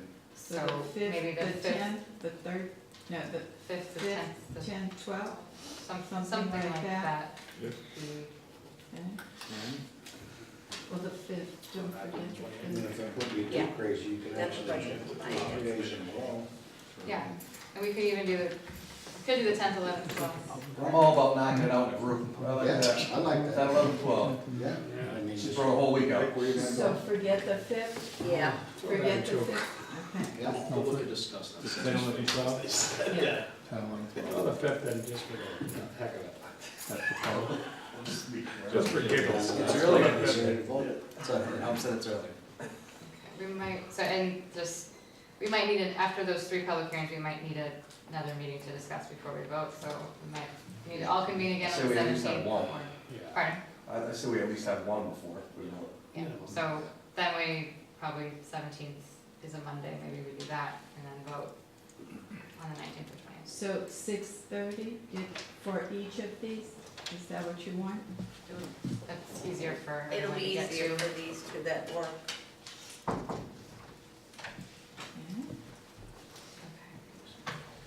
Great, and then, before I just, so Mr. Lackey, the more detailed budgets are available in your office? Yes, and if everyone would like a copy of it, we will certainly provide it. We thought we'd start with, again, the high level, just to see where some of the details coming from, and then the substantiation sheets are available.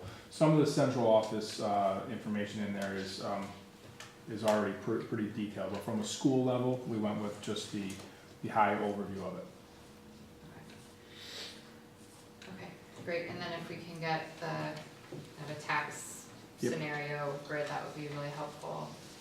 And I don't know if it is possible, but this, and Dr. Karen, I know you probably just got this staffing request sheet it would be helpful if we had a sense of what the dollar figures attached to. Yeah, and we really have to look at it to see, what really is legitimate. Right. Prioritize. Yeah. Yeah, so if that would be helpful to, Okay, we'll be happy to do that. okay. Following behind the scheduling, did we use the 17th of December for anything? Yeah, we did. We Yeah, probably budget will and have finance. to have a budget and finance. Okay. Before One more we thing. vote. The approaching 9 mils for the tax increase, what does that equal to the household? I'm gonna, off the top of my head, I don't, but I will have it in this weekend's packet, I'll work on it tomorrow, so you can receive it on Wednesday. I will have that impact on it as well. So I'll include all that in the grid there. Thank you. Okay, so we can talk about the TAN.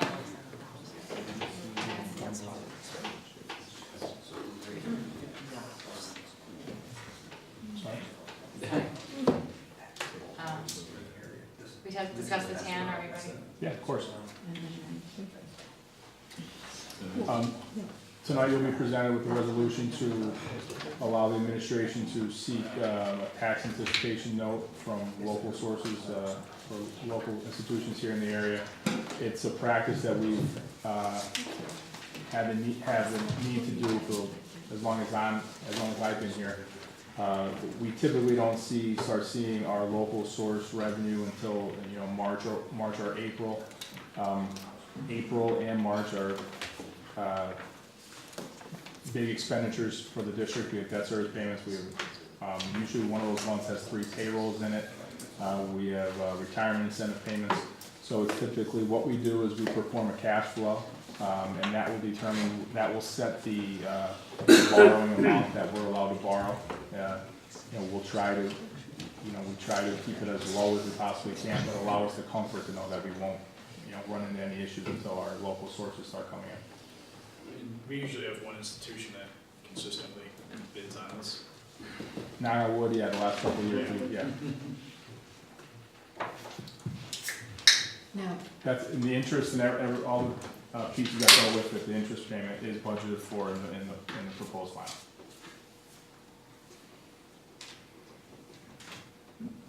Any questions on that? I have a question about our work. We have a bid timeline that you all created. January, February, we have what, 4 or 5, Pat?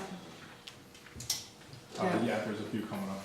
That we'll begin to do our RFQs for, and we'll bring them to you. Okay? What was that last one? Bid timeline. In timeline, we have about 4 or 5, I can't remember, January, February, so if you still want to stay with that timeline, we'll begin to work on the RFPs and get that ready to move forward. When is the FA? So what I can Grant prepare, logos. that's basically finished. We can, I can continue to upload it to the Google Docs to get your comments if you like. If you like a paper copy in your packet this weekend, we can provide that as well. Okay. Would defer to you, Mr. Gretton, but I don't know if we should potentially talk about that and maybe approve it in December so that we can get to work on it, or that'd be, okay, I think that specifically would be helpful. Yeah. Okay, I think that's all I have. Can't wait for our many meetings. I have a motion to adjourn the budget and finance. Okay, am I up now? Calling to order the Monday, November 19th, 2018 special meeting. We've already said the pledge. Do we have to do a roll call? Just for the record, yes. Okay. Mr. Casey? Yeah, I'm present. Mrs. Cognetti? Present. Mr. Duffy? Still present. Ms. Martin? Present. Mr. Lush? Mr. McCampbell? Mr. Pope? I think so. Mr. Schuster? Mrs. Dixon? Present. 9 present. And I have to read this meeting notice. The Scranton School Board of Directors will hold committee meetings in the boardroom of the Administration Building, 425 North Washington Avenue, Scranton, on Monday, November 19th, 2018, starting with the Policy Committee at 7 p.m., followed by the Health and Safety and Budget and Finance Committees. A special meeting for general purposes will immediately follow the committee meetings, and the public is invited to attend. Okay, and now am I going into the public comment, right? That's all these 3 things, right? Okay, now it's time for our public comment, part of the meeting. Public comment speakers are welcome to speak on agenda and non-agenda items. The board will listen and not respond to any speakers.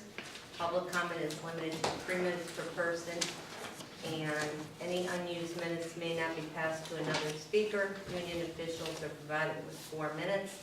The board secretary will time the comments and alert the chair when time has expired, and will then let you know that your time has expired and allow you to finish your sentence. The board will not allow any derogatory comments or calling anyone names. And our first speaker, we have 2 this evening. Our first one is Jay Walsh. Thank you. I'd like to thank Greg for coming out from retirement. I'm happy. He's got vast experience, and I think he's going to use it to our attribute, and that's great. Now, on one of the issues, your policy books. When I do research, I usually try to do 20 different articles about a particular subject matter. I think if you got 20 policy books from various school districts, there's over 500 in the state, I think you could see things that you're discussing, and you can probably cut to the chase a lot quicker.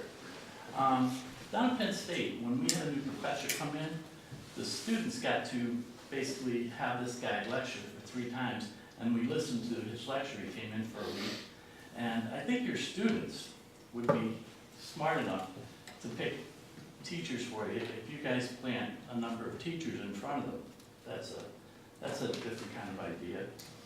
I went to school, public school in Williamsport, and we used to have student safety members that had these belts and a badge here. Now, they weren't allowed to engage students, but what we were allowed to do is basically see stuff. Now, you guys have cameras, we didn't have cameras back then. So, and the other thing too, is that if they hear something, they're liable to more likely to say something. And I'm from a law enforcement officer, grew up in law enforcement's house. I would always say, when I saw something, and it would get reported to the appropriate authorities. I still do it today. As a matter of fact, I have 38 lawsuits in the federal building. The other thing too is I'm really big on community organizers. And the University of Chicago has a great community organizing community out there.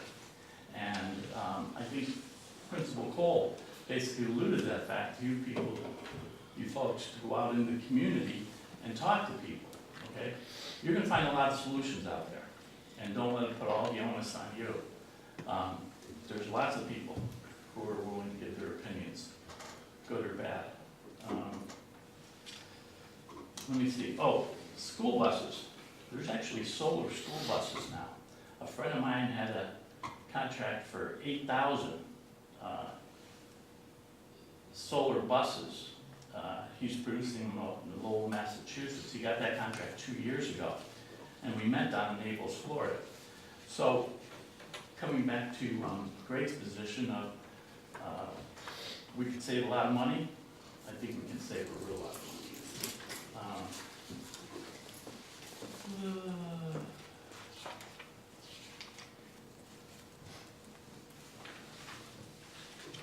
Let's see.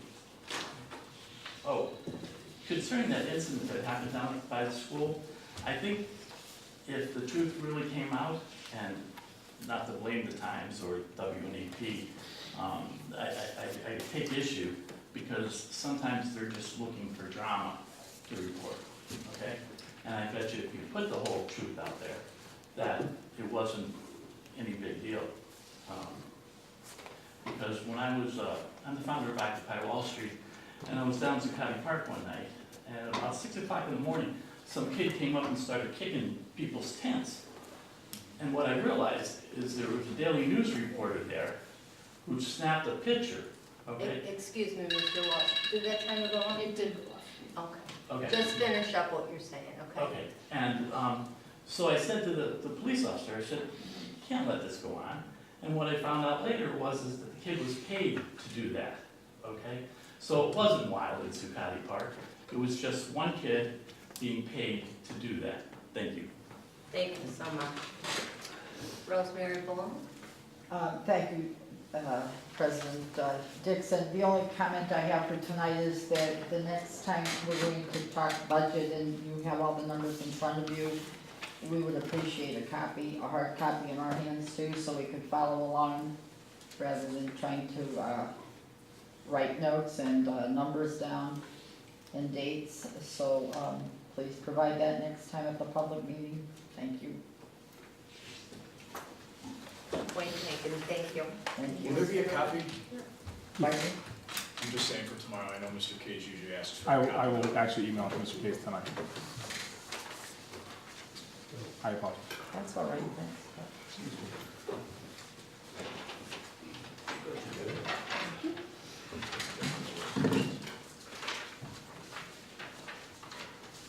And now, Director Cognetti. Yes, the first resolution this evening is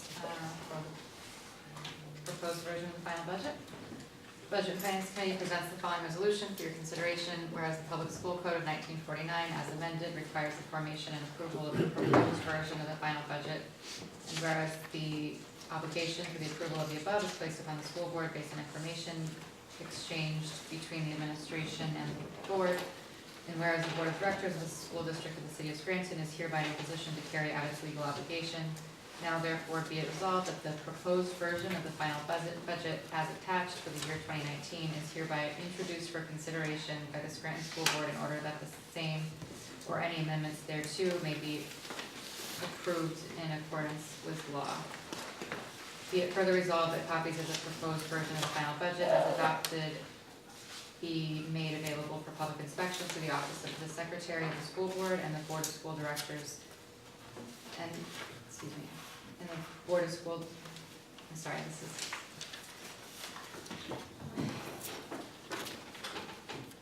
State officer. Be it further resolved that copies of the proposed version of the final budget as adopted be made available for public inspection through the office of the Secretary of the School Board, and that the Board of School Directors, the Secretary, sorry, this just isn't real quickly. That the office of the Secretary of the Board of School Directors shall advertise the action hereby taken in accordance with law and be subjected to approval of all documentation by the district solicitor.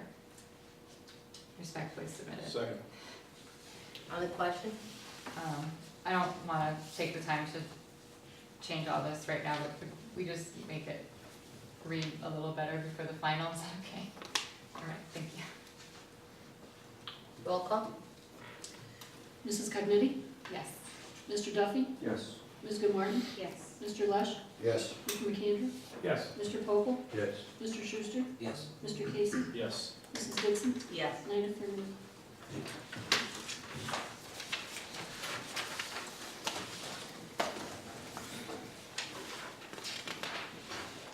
The Superintendent of Schools and the Budget and Finance Committee present the following resolution for your consideration. Whereas there will be a capital working deficit in the beginning of the year 2019, whereas it is necessary to borrow funds to meet said deficit in the first part of the year 2019 until revenues are generated, and whereas it is the desire of the board to borrow said funds through the use of tax anticipation notes, and whereas it is the desire of the Board of Directors to seek bids from local lending institutions for the first tax anticipation note for the year 2019. Now therefore be it ratified and resolved as follows. The business office of the Scranton School District is authorized to advertise for bids from local lending institutions in the Scranton area for the first tax anticipation note for the year 2019. Respectfully submitted. Second. On the question? Yes, on the question, what amount are we going to borrow? Well, that will be determined by the cash flow that we have to work on. We will be preparing that tomorrow. Prior years, it was around 19 million. Okay. Thank you. Roll call? Mr. Duffy? Yes. Ms. Gilmartin? Yes. Mr. Lush? Yes. Mr. McAndrew? Yes. Mr. Pople? Yes. Mr. Schuster? Yes. Mr. Casey? Yes. Mrs. Cognetti? Yes. Mrs. Dixon? Yes. 9 affirmative. Director Casey? Members of the Board of School Directors of the City of Scranton, it is the recommendation of the Superintendent and Personnel Committee that the following resolution be approved. Whereas the Scranton School District advertised for requests for qualifications for negotiations, labor contract, legal counsel, and whereas Scranton School District has received competitive proposals, and therefore be it resolved, the Scranton School Board hereby appoints Joyce Carmody and Moran, PC, as negotiations, labor contract, legal counsel, respectfully submitted. Second. On the question? On the question, I listed them first due to the fact that they are the lowest bidder by the bids received. Okay. So on the question, I'm going to suggest that we go with Sweet Stevens and Katz in order to consolidate our possible spending here on labor costs, keeping them in communication with each other, not double paying for legal services. I don't think we would be double paying on legal services with the consultation. On the question, I'm in favor of one firm, so each hand knows what the other hand is doing, because if we have separate labels, separate special ed, the entities still have to go through our solicitor, who is the chief solicitor that's recognized by the state, so I think we'd be doubled or triple paying out with regards to this, so. I agree with the point of capitalizing on having one firm that already knows what's going on, not having to pay them as the solicitor, as a middleman. But I would question how, Mr. Casey, you have the authority to determine which law firm we're voting on? Because the exercise was to save money, and by the RFQ, it said, decided lowest bidder. And I'm the personnel chairman. I wasn't given a directive by anybody to do anything elsewise, so if you do not feel that Joyce Carmody Moran, PC, should be the Labor Council, vote no. It's as simple as that. Is this something that you've done before? You filled in a blank resolution when the board is voting? Are you referring to something else? No, I'm asking, because I have a blank thing here, and then all of a sudden you as personnel chair deciding what you're voting on, and I'm curious as to I the thought process. the entire exercise, once again, was to go and find the lowest responsible bidder. That's what I did. If you So feel why wouldn't you have filled that in last week and had it come in the packet saying as much? Why is this a surprise to the rest of the board in this moment? I feel like this Could is. I ask a question? Not to interrupt you. It's common knowledge to this board who the lowest bidder was, am I correct? Yeah. Pretty much, right? Okay. Thank you. I would call for a vote, please. Do we have any other questions? I would say that if in fact the resolution now reads Joyce Carmen Moran in here, that I think we should table the vote until we have a fully executed affidavit from the law firm saying that they are not related in any way to the True Solutions project. I'd second that. Not related to what? The True Solutions project donated, contributed campaign contributions to current members of the school board, and the RFP submission from the firm states that they have not given any contributions to current school board members, and I am not, from what I have seen, I do not think that is actually the case, and so I think we should table the motion and get that information from the firm. I'm not sure about this, but did Mr. Menorah or somebody present you with a letter that was dated, I think, October 15th? Correct, and that letter was I actually. don't have a copy of the letter, I'm sorry, but. So that was about E-Collect. I was just Okay. looking at those. Okay. So I was actually not sure about that letter, actually, because Mr. Moran himself has addressed the board as E-Collect's representation. I have emails from him at his Joyce Carmen Moran address talking about E-Collect, and the letter seems to say that the firm is not, in fact, representing E-Collect. So I'm very concerned about both the True Solutions piece, the financial contributions piece, and the E-Collect piece. I can't find the letter right now, I thought I had it. The RFP asks if the attorney themselves has contributed to anybody's campaign, not if a PAC contributed to a campaign. And they answered that. But the PAC has trustees and contributors and people who are designated to give out those contributions. So the PAC isn't just an entity on its own, the PAC has people behind it. So if I would just continue with my motion to table until, if Joyce Carmen Moran would like to submit an affidavit that they are not related to that entity, then that'd be great. Is that the only PAC that has contributed to a sitting board member? I Is that don't the know. only PAC? Is that the only PAC that has No. contributed to a sitting board member? No. But that's, the question in the RFP was, have members of, let's see.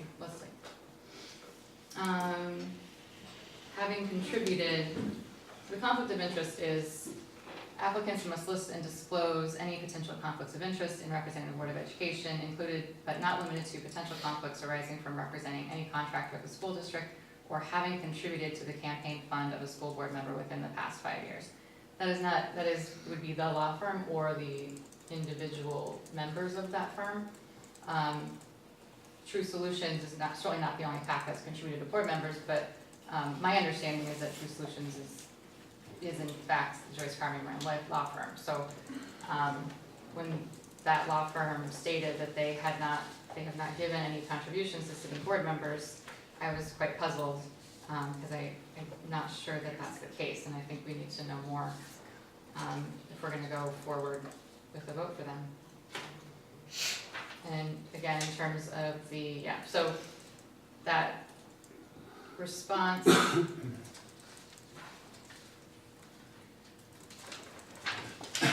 Anyway, the response said that there were no contributions, and I would like to know for sure that that is the case.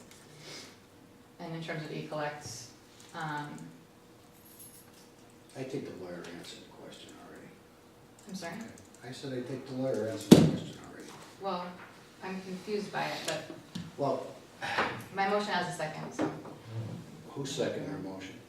Okay, let's have a vote. Have a vote.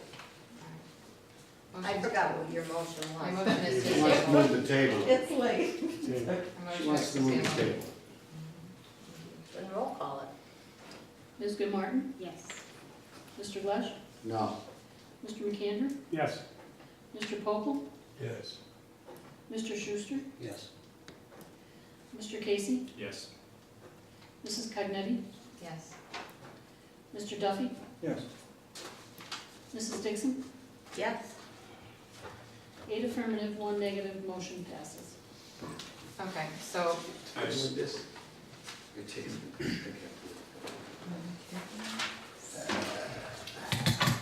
I'm going to do the same thing for special ed, is that okay, Director Connolly? no, I don't think it's okay, I don't understand this Members of the process. Board of School Directors of the City of Scranton, it is the recommendation of the superintendent and the personnel committee that the following resolution be approved. Whereas the Scranton School District advertised for requests for qualifications for special education legal counsel. And whereas the Scranton School District has received competitive proposals, and therefore be it resolved, the Scranton School Board hereby appoints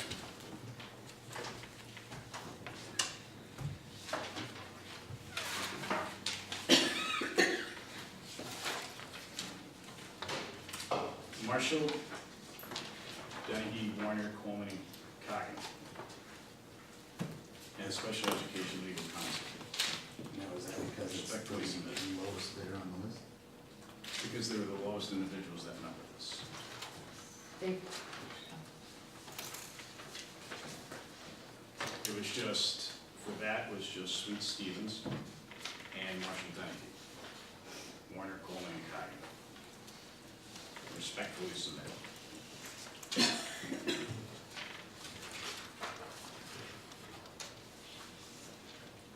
Can you leave? Yes. On the question, I'm still in favor of having one firm. I think I explained myself on the last vote. I'm not sure that they are the lowest bidder. Mr. Casey, the associates are 175 versus 160 in the case of Sweet Stevens, who also addressed us on this. Okay, And I then ju- the partners are 185, whereas Sweet Stevens partners are a range of 160 to 195. Okay, I thought it was 195 due to the fact that it was non-solicitor work. That's where I'm coming from, looking at it. If I'm wrong, I could clarify. yeah. Non-adversarial is 160, adversarial is 195.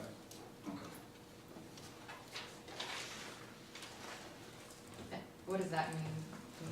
Well, hearings are 195, a training would be 160, advice would be 160.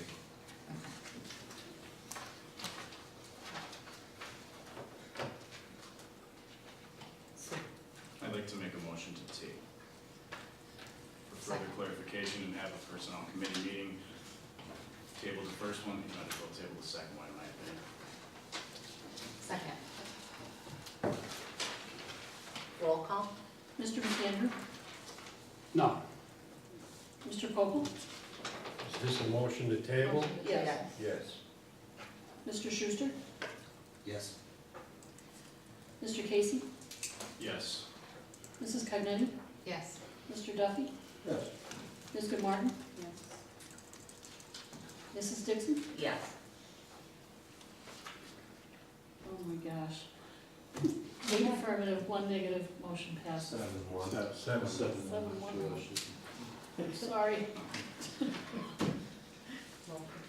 Now, I know it doesn't say that, stated on there as new business. I was reached out to today, and I spoke briefly with Pat on the way in.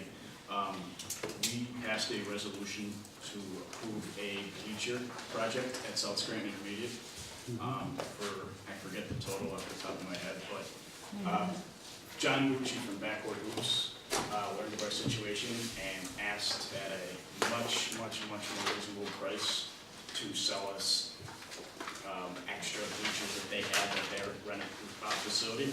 So I'm hoping that we did not send that check out. When I asked Pat, he said he had not been, Jeff Brazil's office has not reached out to them. So while it might not be feasible for us to get it in to the building itself, I think it's still worth a shot to go over and visit with Mr. Bucci to see if this is something the district can take advantage of. Okay. So the reason I bring it up is so that, I know we passed the resolution, just so that the board, I'm not telling Pat to send somebody over there unilaterally. I'd like, if anybody has any objections, speak now. Well, if you would like more information on that? Yeah. We will get you more information and bring it back. Even though the board has approved the lower price, you know, we have not taken action on it. Yeah. Well, the higher price. We haven't taken action.